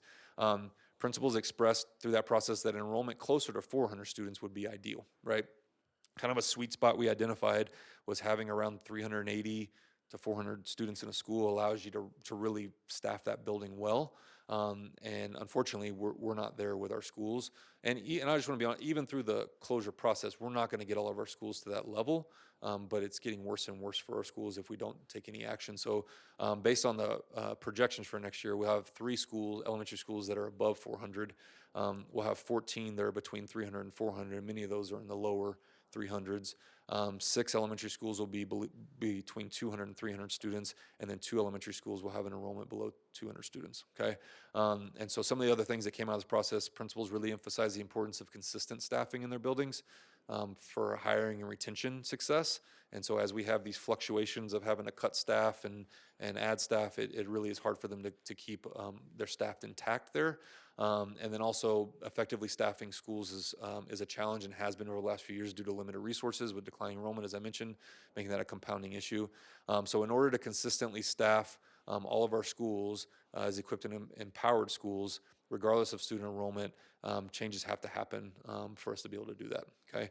And so that not only involves the closure process, but also some conversations around potentially having to prioritize some dollars towards other needs within the buildings instead of being able to prioritize them towards some other things we've been able to do in the past. And so we're having those discussions as well. So the criteria that was decided upon by the EDEC committee were these 6 criteria, right? Building adequacy, and it was weighted at 45.3 out of 100. Transportation and proximity was weighted at 20.6. None of this is new, right? We shared this in the past. And if anybody wants to read the report, it's all on our website. Low enrollment was weighted at 11.6. Logic of future boundaries was weighted at 8.7. School performance was weighted at 7.6. And then geographic future growth was weighted at 6.4. This chart shows you working with A&M, the data sources that they used, and then the methodology that they used to come up with basically a point system to apply to our elementary schools, and then come out with a score that you can then rank to say, okay, these are the schools that most closely fit the criteria that was set by the EDEC. And so now you can have some conversations because you start with that list, okay? And so this is the process that they went through with us: data collection. They talked to subject matter experts and did interviews with them on this issue. They proposed some preliminary metrics, integrated and normalized those metric results, presented a summary results to the subject matter experts and our leadership, and then they updated that integrated analysis and finalized school scores and rankings. So this was the process we went through with A&M. And I do want to point out at the bottom there, throughout this process, they maintained independence from district or subject matter experts' biases by only presenting analysis methodology with notional outputs, ensuring methodology was understood and vetted, but not allowing modifications based on the results of preliminary analysis. So to put that in different terms, they talked about the numbers and the metrics. They didn't talk about individual schools. So there wasn't any opportunity to be like, well, I really like that school, so I want you to change a metric because of that. They didn't do that through this process, okay? So the first one with building adequacy, again, that received 45.3% of the weight based on EDEC. And so the great thing is we just went through a facility master plan process, and so we have data to be able to use for that. So building conditions and building adequacy scores were used for coming up with the building adequacy score for all of our schools. And again, we'll put this on the website, but that's the methodology they used to come up with a score for that criteria. Transportation and proximity. So 50% of this was weighted on average mile increase by a student. And so you think about this is additional miles traveled by the average student to the closest alternative school. So that if you were to close school A, you can kind of see the drawing here, school A, if the closest, student's home, if the original school was 2 miles away and you close it, alternative school 1 is now, and I'm having a hard time reading that on the screen, it's because I'm getting old. There we go, 4 miles, right? That adds to the factor. If the alternative school 2 is 8 miles away, that adds to it as well, and then so on and so forth. So 50% of it was around additional miles traveled by average student to closest alternative school, and then 50% of it was the percentage increase in distance by average student to closest alternative school. So this is the methodology that was used to come up with a score for transportation and proximity. So this compares average student distance from the original school versus the next closest school, measuring average distance change and percent distance change by students, and schools with the larger magnitude of increase scored more points per this factor, okay? The third criteria was low enrollment. That's pretty simple to analyze, right? So it's the current utilization of a school building compared to the enrollment, comparing enrollment to capacity. And so again, we have these updated numbers from Shannon and then also from the long-range facility planning process for capacity numbers. And so that was applied in that way. And so just over there on the right, so the sample, a school is operating with less than 60% of students it was designed for. This makes it difficult for the school to provide adequate services to students as designed, so that impacts the score on this one, okay? Logic of future boundaries. So this was split up into two areas. So 75% of the weight for this was current enrollment versus current open seats. So as of today, the number of seats open within 2 miles of each school versus school enrollment, okay? Because if you're going to close a school, you're going to have to change boundaries. And so you're trying to figure out where would those students go and are there available seats for them to actually go into. And then the 25% of it was in the next 5 years, based on projections, the number of seats that would be open within 2 miles of each school versus the school enrollment. So you're looking at now, and then you're looking at projections as well, okay? So a good example down there, School A, open seats within 2 miles, 500. The number of students is 200. So you have a good opportunity to be able to take 200 students and move them into the other school because they have 500 available seats. Versus School B, they only have 150 open seats within 2 miles, and they have 450 students. So you're going to have a harder time moving students into that neighborhood school. So then you're going to have to move students even further. So that's how they weighted these to get to that 8.7 weight from the EDEC. And then last but not least is school performance. This was, EDEC gave us 7.6 points of weight, and then we went with what CDE basically does for our schools, for our SPFs. 60% of it is around growth, 40% of it is around academic achievement, and so they used those academic ratings to be able to come up with numbers for the schools there as well, okay? So, I'm sorry, that wasn't the last one, that was the fifth one. The sixth one is geographic future growth, and again, this was demographic projections of 5-year change in student population by school, okay? So you can see two examples there. School A shows no decline in students over the next 5 years. School B is estimated to decline in enrollment by a third over the next 5 years, and so that changes the weight that would be provided for those schools, okay?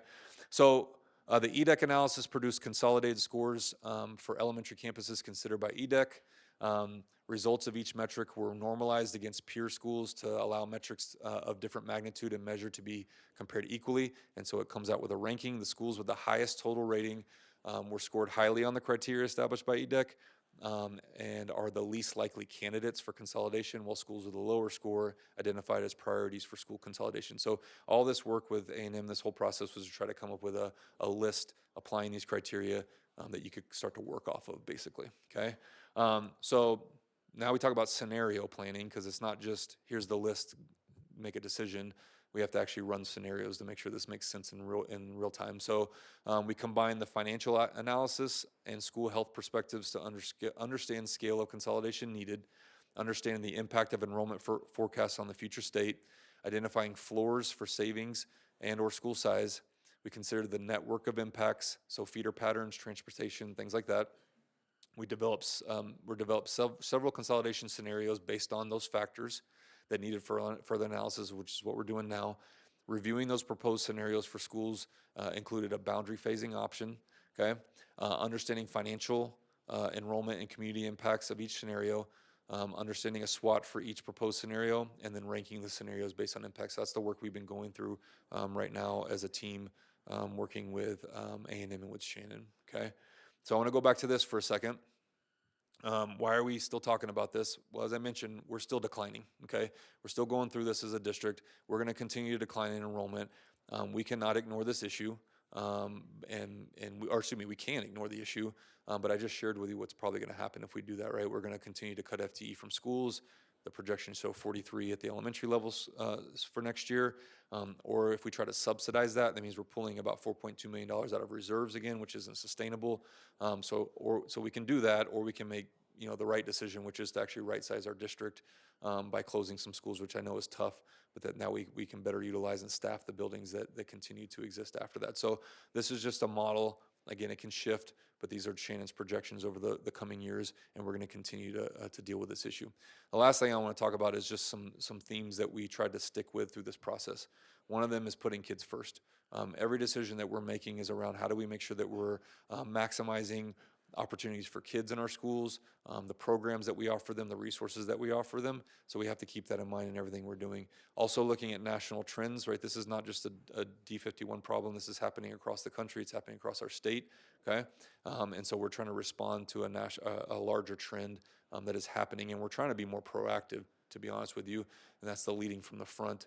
We're trying to take significant actions to not only just look at closures, but that's why we've made reductions at central office and other things as well, And so we're trying to maintain that efficiency and put that money back in the classrooms.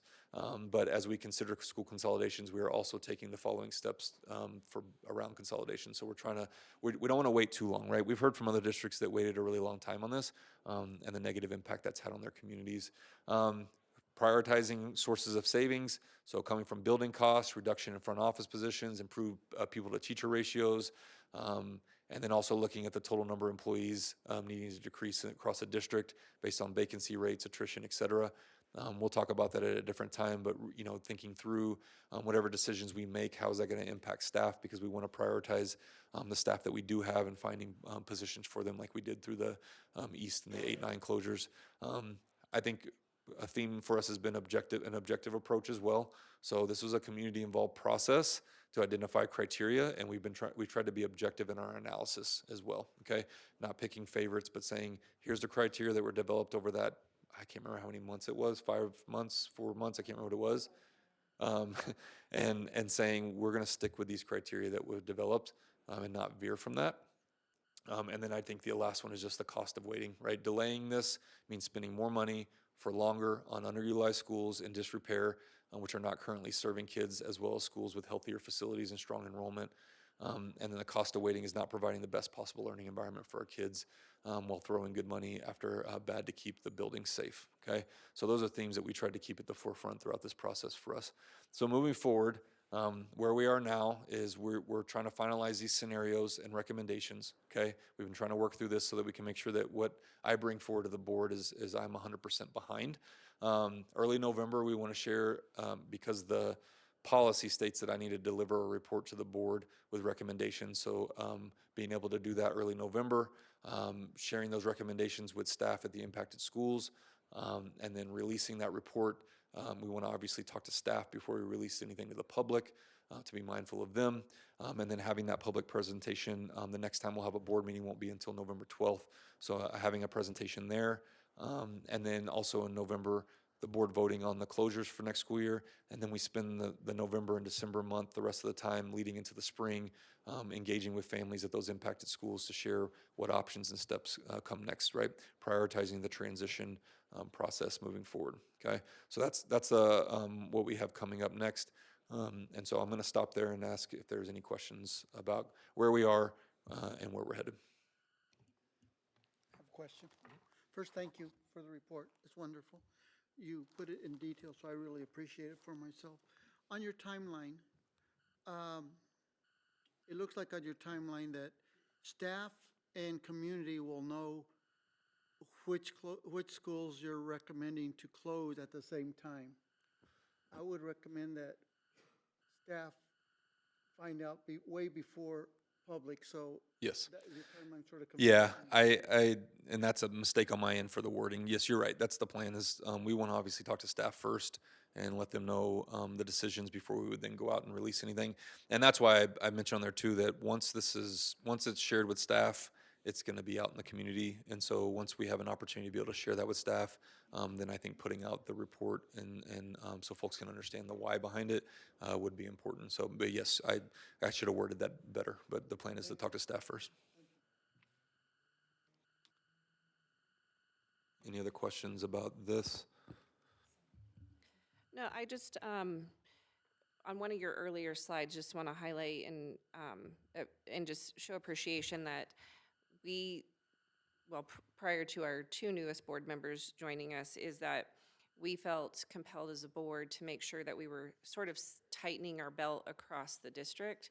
So I feel like you kind of go past it really quickly, but you guys have tightened the belt to the tune of 1.3 million at the central office, which means, it's not just the burden of the school closure, or the whole burden's not just on the school closure. That we've been trying to work district-wide on trying to find ways to help consolidate funds, basically, so that we can spend those, more to our people. So I just want our public and our community to realize that, because I think a lot of times they think we're only going to have to make the tough decisions around the schools, and that we're not looking elsewhere to make, those tough decisions as well. And it's been tough on also our central admin. I think everybody wishes that they could clone themselves at least 2 or 3 times, because everybody here is doing a lot of work. And so I just really appreciate everyone across the board that is either taken on more, or we've kind of recalibrated positions to make sure those things are getting filled, and we haven't backfilled positions. So I just want the public to know that you guys have been working across the board on this, which again, it was a pathway that was identified, and you guys have been looking into that and tackling it. Well, and I like to write down my thoughts sometimes, so I'll just end with this. So thinking through this, because it is tough. Nobody wants to do this, right? But we are where we are. It is what it is. The declining enrollment problem is not going away. I think we've made that pretty clear, and we've been talking about this for 2 years. Okay, we've done everything the board and the community has asked for through those 2 years. Even though that has been tough, we've been on this journey for years, and it hasn't been perfect. But while moving forward, if we sit back and wait for every light to turn green and for a perfect path to be made, we're never going to move. I'm more interested in taking it traffic light by traffic light, even if it means red lights along the way, because at least we're moving forward.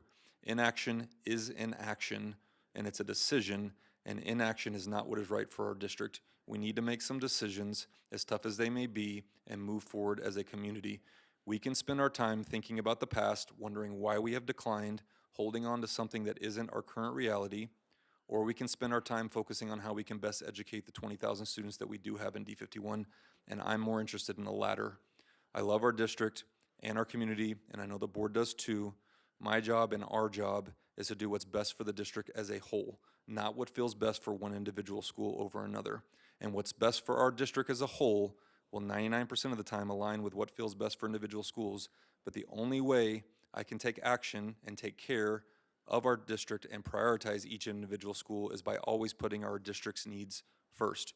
There are decisions that will ultimately have a positive impact on the entire district, and we need to prioritize those, and we need to make some decisions, and then we need to move on as a community. Not move on, we need to move forward as a community. And so I look forward to, in November, bringing a report to the board and us making a decision, and then we can move forward, and then we don't have to continue to talk about school closures and the impacts it's having on our school district. Okay? Well, and I think it's important because while some may have forgotten that we started a committee and we tasked the committee with all this work, is that I think a lot in our community have sort of been waiting for this other shoe to drop, the proverbial shoe to drop. And I think it's time for us to make the decisions now that we have the committee, we have the long-range facilities plan, we're gonna have the information. Like you said, it's not the one solution for all things. It's just part of the solution. And I think at least, from the board standpoint, my recommendation or my request from you and your team is that we don't have to do this again. I would hope that your recommendation would be what this board could make a decision so that our community truly can move forward, and there's not another year where we're anticipating looking at that. And again, I know other things can change, but that would be my hope, that we could kind of finalize at least the consolidation process, because I know it wears on you and your team, it wears on the board, it obviously wears on the communities that are waiting to hear about things, and then once they know, it wears on them to figure it out. But I will, if it's a silver lining at all, some of the feedback, because we do follow up with staff and students that have moved on from these school consolidations, and I will say that there have been some silver linings with some feedback that we have gotten from those consolidations around just resilience of change, sometimes a different working environment.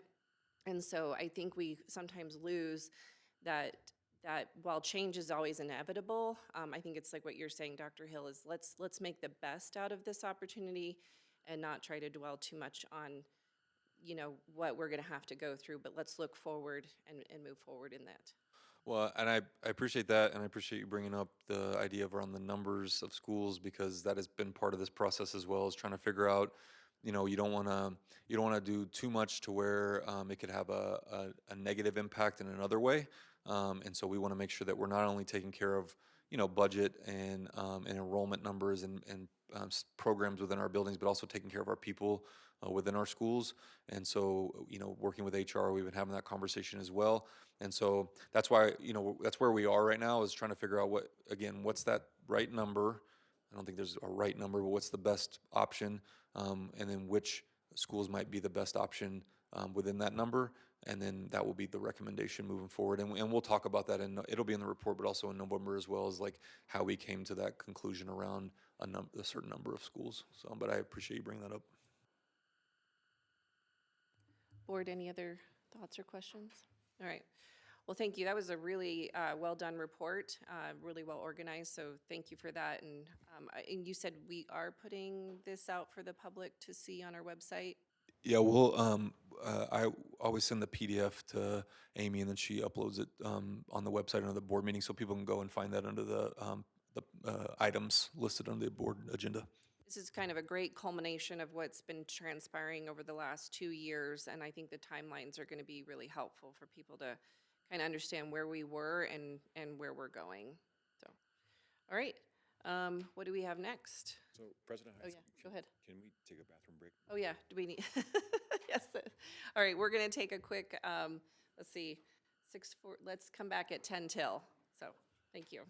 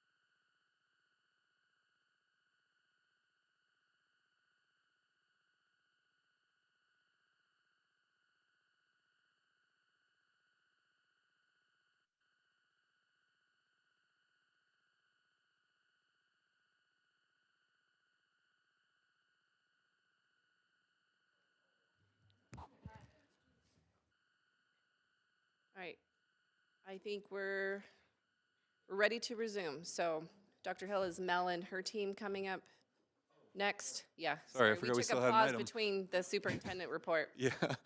Yeah, so Mel will come up and give us an update on end of year and first quarter financials and business investment report from the award-winning finance department. Good evening, Board.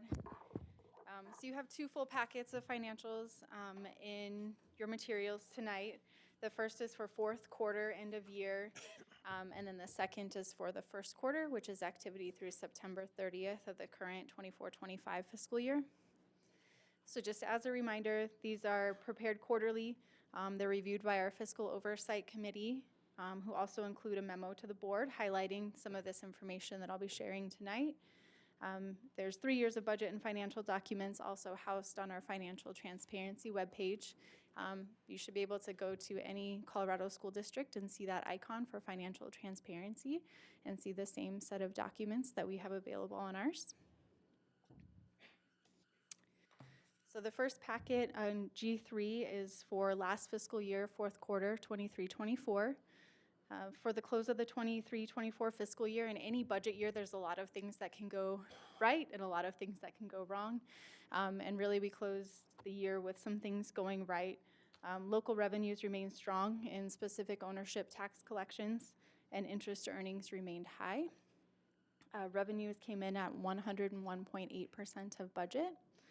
And on the expense side, as the COVID ESSER grants wrapped up, the district was able to continue its strategy of moving current costs into the grant to temporarily relieve pressure from the general fund. An instance of that was that we were able to take $3.7 million in staffing costs into the ESSER grant at the end of last fiscal year, freeing up one-time dollars which, as Dr. Hill presented, are helping to maintain elementary staffing levels in the current year. The district was also awarded about $400,000 in additional ESSER funds from the state. Those were funds that were unspent by other school districts, and so they were reallocated through rapid requests or late liquidation. And so some of their qualifiers were that they had to already be expended.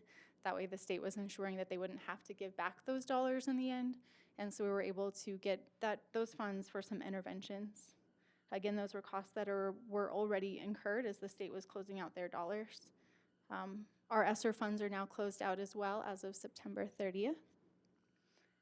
An efficiency that's been presented through some of our strategic plan work last year was around utility cost savings and just more closely managing the usage of buildings when buildings are in use, when they're not, and controlling the heating and cooling costs associated with that. And so one thing I just wanted to point out was that we actually had a total dollar amount lower in utility costs last year by about $350,000 less than the prior year. So in that specific line item, that meant only using about 92.8% of the budget. And so when you put together all of these factors, our expenses ended the year at 98% of budget. As Dr. Hill mentioned, we're on track to meet the board-approved minimum reserve of 20% of expenditures in this current fiscal year 24-25. So finding efficiencies, maximizing grant dollars, and getting reserves to sustainable levels, even within our tight financial constraints, have been concerted efforts in recent years, and those efforts, though challenging, are working. ESSER dollars certainly provided a unique opportunity for us to shore up reserves without impacting ongoing needs. But now with the ESSER grant closed out, the general fund is still on track to meet that reserve requirement. So I wanted just to highlight a couple of our other major funds for how they ended 23-24. The first is the nutrition services, which is on page 15 in G3. Last year was the first year of Colorado's Healthy School Meals for All. Our nutrition services team was serving over 4,000 breakfasts and 10,000 lunches per day, which was about a 20% increase over the previous year before that program. So great participation locally and across the state from students and families. But as the district was adjusting to the increase in meals and staffing that required, as well as the changes to how the reimbursements were flowing, that fund did need to utilize about $880,000 of their reserves. Again, that's why we have reserves. Labor costs and inflationary food costs increases impacted the fund.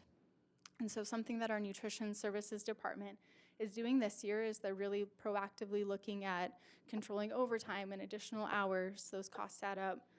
Reducing disposable tray use, so anywhere that they can find some efficiencies they're looking at. But they also had an assessment from the Healthy School Food Pathway, which is a state program that specifically looked at food efficiencies.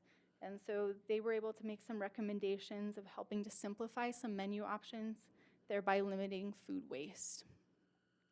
There's still about $1.5 million held in reserves in that fund for emergencies.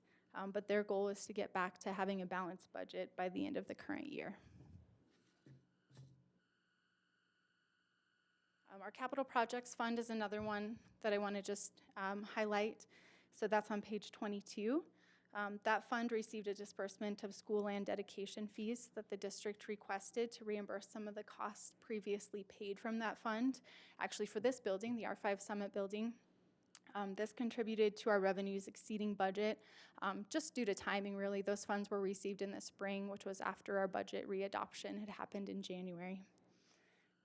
And then lastly, the district self-insured medical fund is on page 23. Happy to be able to say that we returned to the recommended reserve level in that fund after some of the cost controls and the general fund support that's been implemented there in recent years. Really trying to get away from some of the very large increases that have been required on the district's part and out of employees' paychecks. And so open enrollment is now underway. The plan is holding steady as far as participation and claim costs. And there's a 2.6% increase to premiums both on the district side and on the employee side. But the district is continuing to pay 100% of full-time employee premium cost.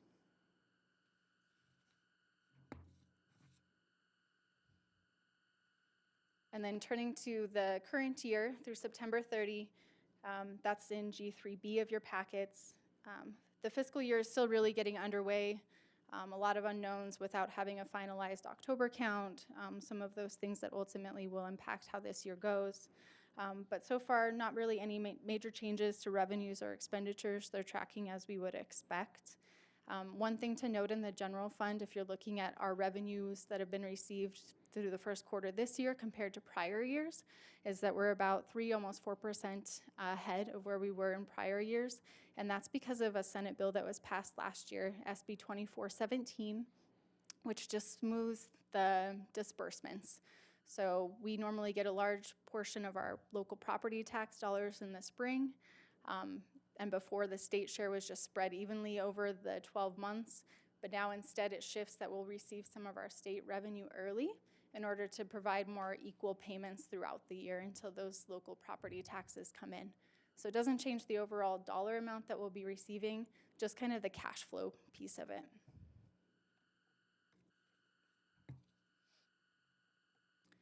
If we're looking ahead, there are 4 things that will be upcoming. In a couple weeks, our governor will release his budget proposal for 25-26. So even as we're still wrapping up our last year financial, we're already looking ahead to next school year as well. And his proposal is really kind of a first glimpse at what we could expect. We've already had Amy Atwood present to the board just last month, I believe it was, and all indications are that it's going to be a tight budget year at the state level. Still hearing that inflation is coming down, which in general is good for costs, but it is a factor to our funding levels. And so, for example, in previous years, the inflation component has been 8% and 5.2%, and this next year, it's estimated to be 2.7%. So this number, coupled with our continued declining enrollment, would suggest an even tighter budget for us in District 51. And so something we'll, of course, be monitoring very closely and looking forward to the November 1st budget proposal and then just as the year progresses. Beginning of December, like we mentioned before, we'll have our official October funded pupil count finalized. And then also our independent auditor will be coming to give a presentation to the board about how our audit went for last fiscal year. They've been in our offices a couple of times now and then are still continuing to wrap up the audit, but it's going well so far. Then in the January business meeting, as we normally do, we'll plan to re-adopt our budget, and that just gives us kind of a mid-year check-in, another quarter's worth of activity, being able to true up to any expenses or revenues that have changed since last May and what we're anticipating, looking at our student count revenue, and then those beginning fund balances. Any questions?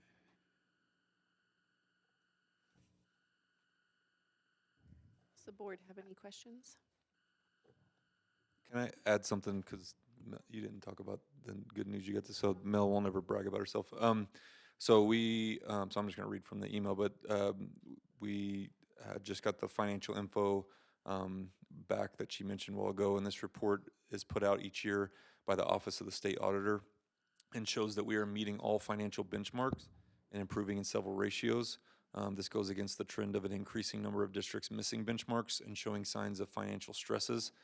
We have specifically improved in the areas of asset sufficiency ratio and operating reserves ratio, and should continue to once last year's audited data is included. This also helps us when we go out for bonds. This will be a report we can highlight for the credit rating call. So just more good work by our finance department and Mel's team. Yeah, so that was exciting. That came out today. It's a very financially rich document, 100 and some pages, but it goes through different ratios that the Office of the State Auditor uses to benchmark financial performance, and specifically any concerns. So if districts are missing benchmarks, that might be an early indicator that they have some issues or are going to in the future. And so it's exciting that we're kind of going against what other districts are experiencing because of some of the things that we're doing. That's exciting. Well done. Thank you to you and your team. Yep. All right. Thank you. All right, that concludes my report. Okay. We are ready for audience comments, so just if you've not given comments before, Director Jones will call who's on deck, or excuse me, who's up and then who's on deck. We have a little light here, so it'll go from green, yellow, red. We also have a tone. So when you have about 30 seconds left, it'll be a shorter tone. And then when your time is up, it'll be a longer tone. And so you have 3 minutes to speak. You don't have to take the full 3 minutes, but I will remind you that 3 minutes goes by a lot faster than you think once you're up there. And board would love to hear from you. So you ready to go? Okay, take it away, Director Jones. Good evening, everyone. If for some reason you don't finish your 3 minutes and you'd like to send us an email of it, that we'd love to finish hearing it, but we do have to stop it at 3 minutes. So first up would be Miss Allison Dotery, and on deck would be George Jarouche. Jarou.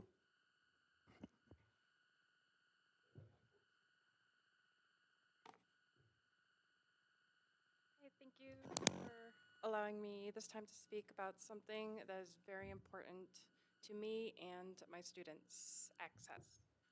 My name is Allison Doherty. I am a Central High School graduate, and my partner is a Central High School graduate, and one day my son may be as well.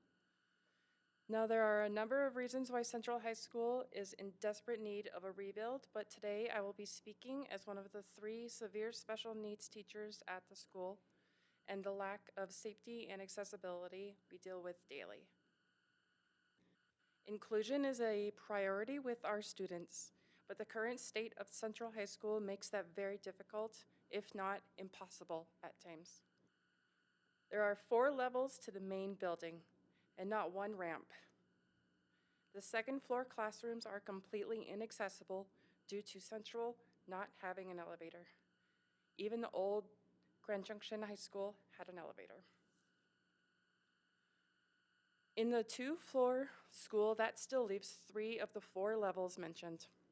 There are 3 flights of stairs from the front of the building to the back, down the main hallway, not a ramp. For those unable to climb stairs due to injury or disability or in use of a wheelchair, the only way to access or move from one end to the hallway to the other is to go outside and around the buildings. This means for these students to get breakfast, lunch, for students to get from class to the nurse's office, or from lunch to any number of classes, they first need to go outside, rain, snow, heat, or lightning. This poses a risk to all, but specifically the health and safety of our most medically fragile students, those with seizure disorders, high-dollar medical equipment, and/or wheelchairs. No student should ever be forced into the rain and lightning to get to their class that was just down the hall, especially our most impacted student population. Every student should have access to every classroom in the school, including the track, which is no access. In order to build the strong, inclusive community, we need a school building and campus that allows that. Accessibility is one of many reasons Central High School needs to be rebuilt, and this is all for the bond and levy. Thank you. Thank you.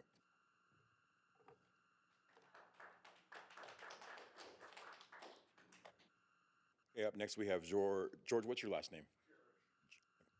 George. And on deck we have Justin Wyford. Thank you, sir. Hi, my name is George Jerish. I'm here today to speak about student parking permit fees. District 51 policy has a list of reasons why there would be a fee. Nothing pertains to why there would be a student parking permit fee. But since there is a fee, which gives nothing in return for that fee, Resolution 22-2376, adopted March 28, 23, states a detailed description on fee purpose and how it was derived. In the parking permit fee section, it states, to cover a portion of the cost of providing parking for students. This fee is mandatory for students choosing to park at school. Policy JQ-R, adopted June 13, 72, states Any fee collected shall be used for the purpose set forth in the resolution and shall not be expended for any other purpose. Doing so results in a policy violation. This means this fee money can only be used of providing parking for students. I have spoken with several District 51 staff members and received no satisfactory answers. Every answer I received is a policy violation. I was told it's a privilege for students to park on campus and a benefit for staff. That's 100% backwards. All District 51 buildings and parking lots were built for the benefit of the student, not the staff. All District 51 staff are privileged to be allowed to benefit the students. For the safety of the students, all students should park on campus. No student should pay to park where they attend school. These policy violations need to be corrected for the benefit of the student. These unjustifiable parking permit fees need to end as they do not benefit the students. I have a list of questions that all students and parents deserve answers to. I have made several requests to have a sit-down meeting with Superintendent Dr. Brian Hill to discuss his answers to my questions. Superintendent's response was, a sit-down meeting won't be happening. Since Superintendent Hill is unwilling to have a meeting, I am requesting a sit-down meeting with the Board of Directors. Is the board willing to have a meeting with me? Thank you. Thank you, George. The board, we don't respond during public comment, so send an email to the board, please. Thank you. I went to you. Just to the board, yep. All righty, up next we have Mr. Wyford, and on deck we have Caleb Hicks.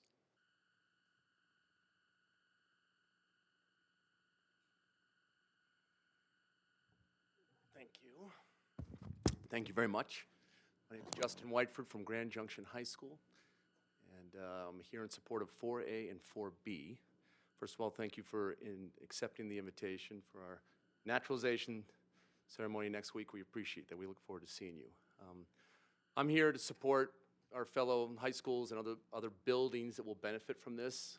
When you're in a brand new building and you feel safe and secure, as the public supported us, we're here, Junction's here to support Central, Fruita, and the other buildings, because when you reduce 75 doors down to a handful and you feel comfortable in one building and safe, you can actually teach.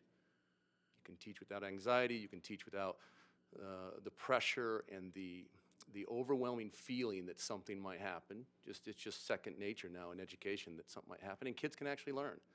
So we feel for these high schools that are saying, as you heard tonight, your heart goes out. You want to cry when you hear this idea that you have to go outside and you're in these fragmented buildings and modules. It's just not right. And so I'm preaching to the choir here, so I would address the people online. If you're for it, reach out tonight. Text 5 people. Let's not just be complacent and say, yeah, it'll pass. We have to be active. And so teachers, people out there, just text 5 people and say, hey, just quick reminder, vote from the back to the front. It's the last 2 issues, 4A, 4B. Yes, text 5 people, vote yes. If you're on the fence, then you go to Central.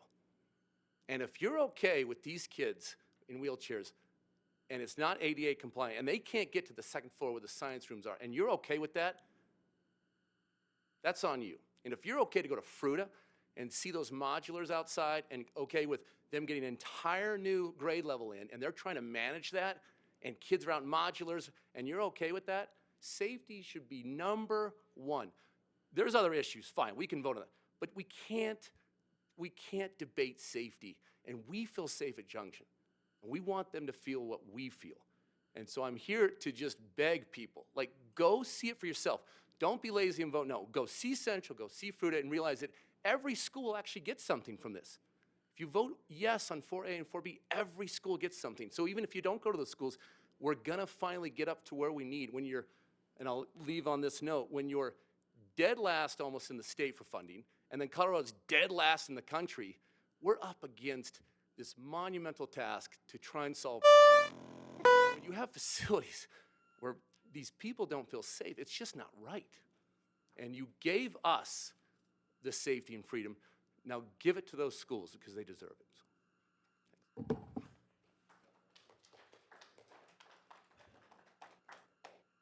Up next we have Mr. Caleb Hicks, and on deck, Rob Pism.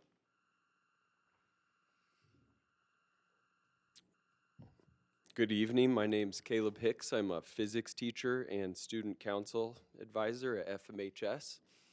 I'm here to support the bond and mill as well. Today I talked to my student council and asked them what they knew about the bond and the mill, and presented them the slides that Dr. Hill has put out, and just kind of wanted to hear from them. And first of all, they didn't really understand what a bond or a mill was, so we had that discussion. That was pretty cool. And their comments after were pretty interesting. They told me that their school setting really matters to them. Environment promotes learning was another thing they said. Pride in their school and increasing school spirit comes a lot from setting. They also said that learning is directly affected by what's around them. They also mentioned safety, school safety, which, you know, coming from teenagers and not just from the adults, I thought that was interesting that they brought that up. And they were kind of competitive. They said, we need to compete with the other school districts. They travel to other school districts and see different schools, and they brought that up as well. I thought that was pretty cool. Talking specifically about science, we are held nowadays to really having robust lab-based science classes. And to do this well, we need counter space, electrical outlets for new tech. We need sinks. We, in general, need just bigger spaces, and that's part of what Fruita Monument would get as part of this this bond. I think kind of my overall comment to the public is that we're not really asking for anything flashy. We are not, these are very basic needs, safety, getting rid of the modulars at Fruita Monument is a big one that's been mentioned already tonight. And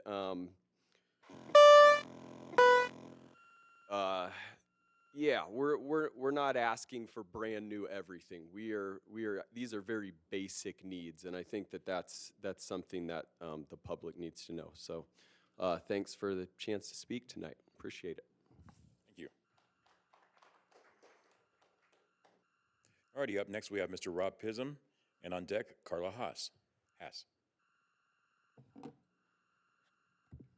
Thanks, everybody. I just wanted to go ahead and speak on the bond and mill again. I'm for it, and I teach over at Central High School at math and engineering and tech ed. These are those hands-on courses that our students really thrive in.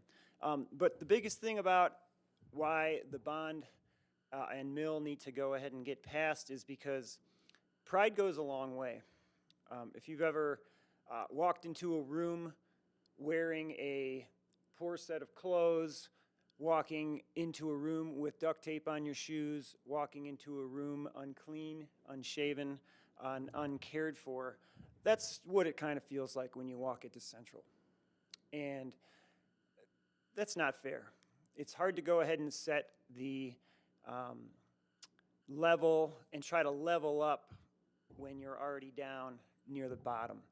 And this mill levy is going to go ahead, the mill and bond is going to go ahead and truly support the community, truly give the learners an opportunity to feel pride, truly go ahead and level things up as the Grand Junction High School has for the rest of the community. So I just want to thank you guys for honoring that. I want you guys to think about pride of the community. I want you to think about pride for those that are walking down the street next to you, and take care of one another. This is an opportunity for us to take care of one another.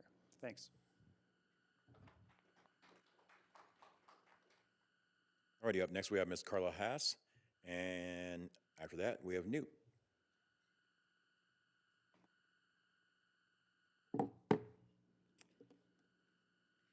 Good evening. My name's Carla Haas. I'm a math teacher and a STEM leader at Central High School. This is my 32nd year of teaching and my 20th year at Central. I continue to teach because I'm passionate about finding innovative ways to teach mathematics and committed to our students and this community. I'm excited about the possibilities that 4A and 4B bring to our students. As public school teachers, we are used to making the most of the facilities and supplies that are available to us. Great things are happening in District 51 and at Central High School. So just imagine what we can do with high-quality facilities. We've seen the community pride that comes from a new school with R5, Orchard Mesa Middle, and recently Grand Junction High School. While Central would not be receiving a completely brand-new school, we would be addressing some of our greatest needs. One need is improved safety. Our current layout of our campus gives free access to anyone to enter our campus at any time of day. We do our best to direct people to the office, wear badges, keep our doors locked. However, those can't address all of the open entries to our campus. As a STEM leader, I encourage students with strong interests in STEM to attend Central. Our science classrooms are innovative but small, antiquated, and located on the second floor, which is difficult for students with physical disabilities or injuries to access. Due to the asbestos in the building, because of its age, no elevator can simply be installed to solve that problem. As we develop our STEM program, we have added some innovative math classes such as AMPed, Algebra 1 and Manufacturing Processes, Entrepreneurship and Design. We apply math we are learning and running a t-shirt pressing business. In order to run our 4 t-shirt presses at one time, we must run extension cords across the room to another breaker, turn off the swamp coolers, the projector, and the printer, and heat them up one at a time. Since we are an outside building in the modular, our exits are outside entrances and must be closed and locked at all times. So you can imagine how toasty it can get. As always, we find ways to make it work, but it's not an ideal situation. And we're so grateful to have the modular. There was no classroom that could hold our class until Orchard Mesa got their new school and we got their modular. So I know you're already aware of some of these needs as you've received facility reports. So thank you for listening to the perspective of a teacher who sees the needs firsthand every day. And keep in mind that our facilities are good, but they have not been able to keep up with the innovation in the classroom. Thank you, Ms. Hess. Thanks. Up next, we have Mr. Newt, and lastly, Ms. Ricky Howie. You're on deck. My name is Newt Klusmeyer, and I'm privileged to be the principal of Fruita Monument High School. This evening, I'd like to take a few moments to share how the upcoming bond and mill would have a positive impact on the FMHS community. To begin with, the bond measure would address capacity, safety, and educational needs at Fruita Monument.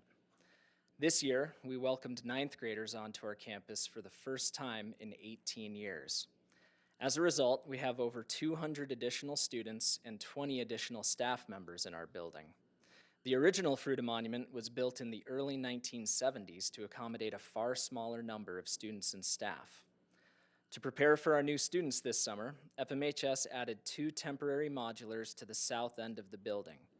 This provided us with 4 new classrooms for learning.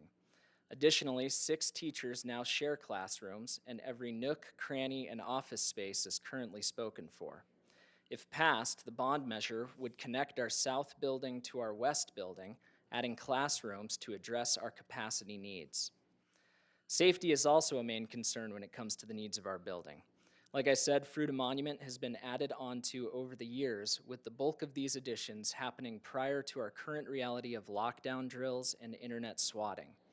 The previously mentioned major improvement included in this measure to connect the south end of our building to the west end would make FMHS safer for its students. The building is currently secured with a fence, which is good, but brick and mortar is far better for our students' safety. And when students feel safe, they learn at higher rates. One of my favorite parts of being the principal of FMHS is giving tours of the building to previous graduating classes. I usually let the group know where we are in the timeline of the building as we walk through it. Unfortunately, when we go into our science classes and technical education shops, these look the same to the graduates of 1984, 94, and 2004 because they are. As educators, our goal is to prepare students for their future, not our past. Upgrading our antiquated science and tech labs will ensure students are prepared for their future. Additionally, the proposed mill on this year's ballot will also benefit FMHS. This year, Fruita Monument earned the highest SPF score since 2016, scoring a 73.5, which was the highest of the schools by the way. Monies from the mill levy would allow for the curriculum started in the past couple of years to continue to the benefit of all students. But more importantly, ask any educator and they'll tell you that initiatives, trainings, and learning campaigns are helpful, but the greatest gift to student learning is time. And that's just what this mill levy allows for, 5 additional days with our learners to get them to where they need to be. Thank you for this time this evening. More importantly, every school will benefit from these initiatives, not just Fruita Monument. Thank you. Thank you.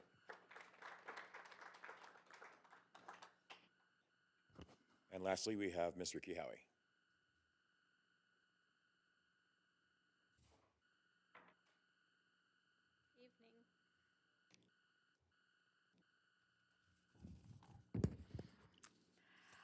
I know that the district celebrates all learners, whatever they're learning.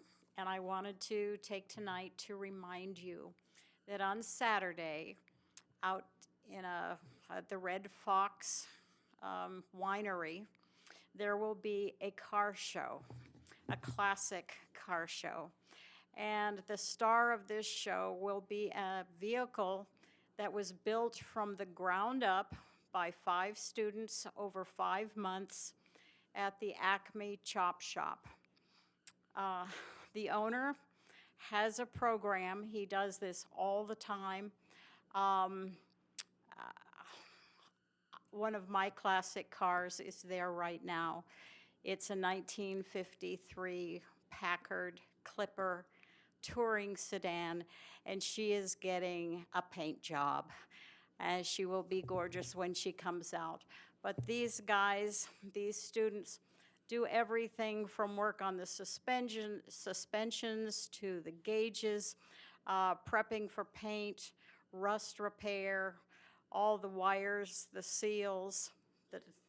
And so this will be a special event in the community for students. Saturday, Red Fox Winery, 9:30 to 2. It's a wonderful show. Thank you.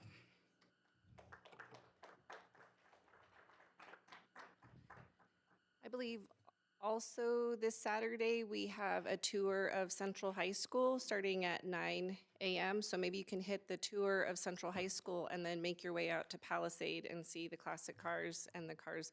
So we're just giving our community an opportunity to actually see firsthand what Central High School looks like. I am a graduate of Central High School, so I actually did not get to experience the fun new gym. I think that actually came like a year or 2 after I graduated, so I was super jealous that they got the super nice gym at the time, which is now, what, 25 or more years, like, old. Well, I'm probably shaving off a few years just for the fun of it, so. So for anybody in the community, if you are kind of wavering on 4A and 4B, I know it was powerful for our community to see Grand Junction High School. Oh, hey. You did that on My bad. I just got punked, I think, so.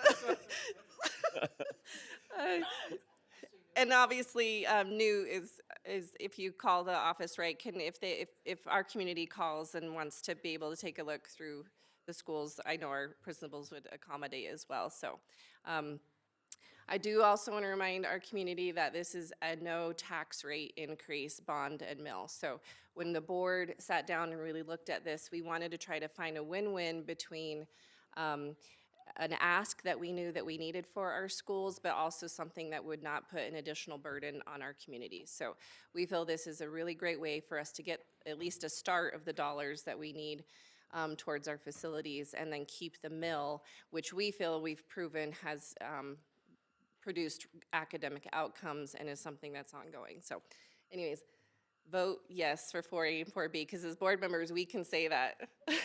So, thank you all for your time this evening. And like Director Jones said, if you didn't have a chance to speak tonight or whatever, you're always welcome to email the board. The 3 things I wrote down, you said one of them. So yeah, Saturday at 9, you're right, come tour Central. I'm also glad that Ms. Haas mentioned the print t-shirt printing. They also print banners, which is really cool. Actually, the t-shirt I wore last year at the State of the District Address was printed by their kiddos, so they have a lot of cool stuff going on there. And I just wanted to mention, way to go, Newt, for fitting in there that you had the highest SPF rating of the high schools. It's like a total Fruta thing to do, to throw that jab in there. But thanks for sharing that this evening. The board might have to get like board t-shirts from Central. We've been trying to think that we need to have something that we could do as a board, so maybe we'll have to have you guys do design too, right? Okay, maybe we'll have to, whoever's doing the student advisory next time at Central, go by the department and create some board shirts for us, so. Yeah, there we go, that's right. All right, thank you, everyone, and thank you for staying. So we're gonna go through the rest of our meeting, but if you would like to make your way home, thank you. We know you've had a long day already, so thank you for coming this evening. All right, and Miss Ricky, I'll have to talk to you about cars, because I like cars too, so. All right, let's see. So we have our consent agenda. So the consent agenda contains personnel actions and acceptance of gifts and items that are routine and can be approved by a single motion. Items on the consent agenda will not be discussed individually by the board unless an item is removed for individual consideration. Board, is anyone requesting any items to be removed? Okay, seeing none. I will say that the total amount of gifts we had for this period was 14,470. So thank you to all of the individuals and businesses that donate to the district. And those are listed on our forms. So if you want to see the generous donors that we get every time, we're very thankful for that. So do I have a motion to approve the items on the consent agenda? Motion to approve the consent agenda. Second. Mr. Chavez. Mrs. Evanson. Yes. Mrs. Heights. Yes. Mr. Jones. Yes. Ms. Lima. Yes. All right, we have no business items to vote on this evening. Is there any open board discussion? I know we already. I have one thing. Go for it. I think we just missed something on celebrations and D150 happenings and celebrations.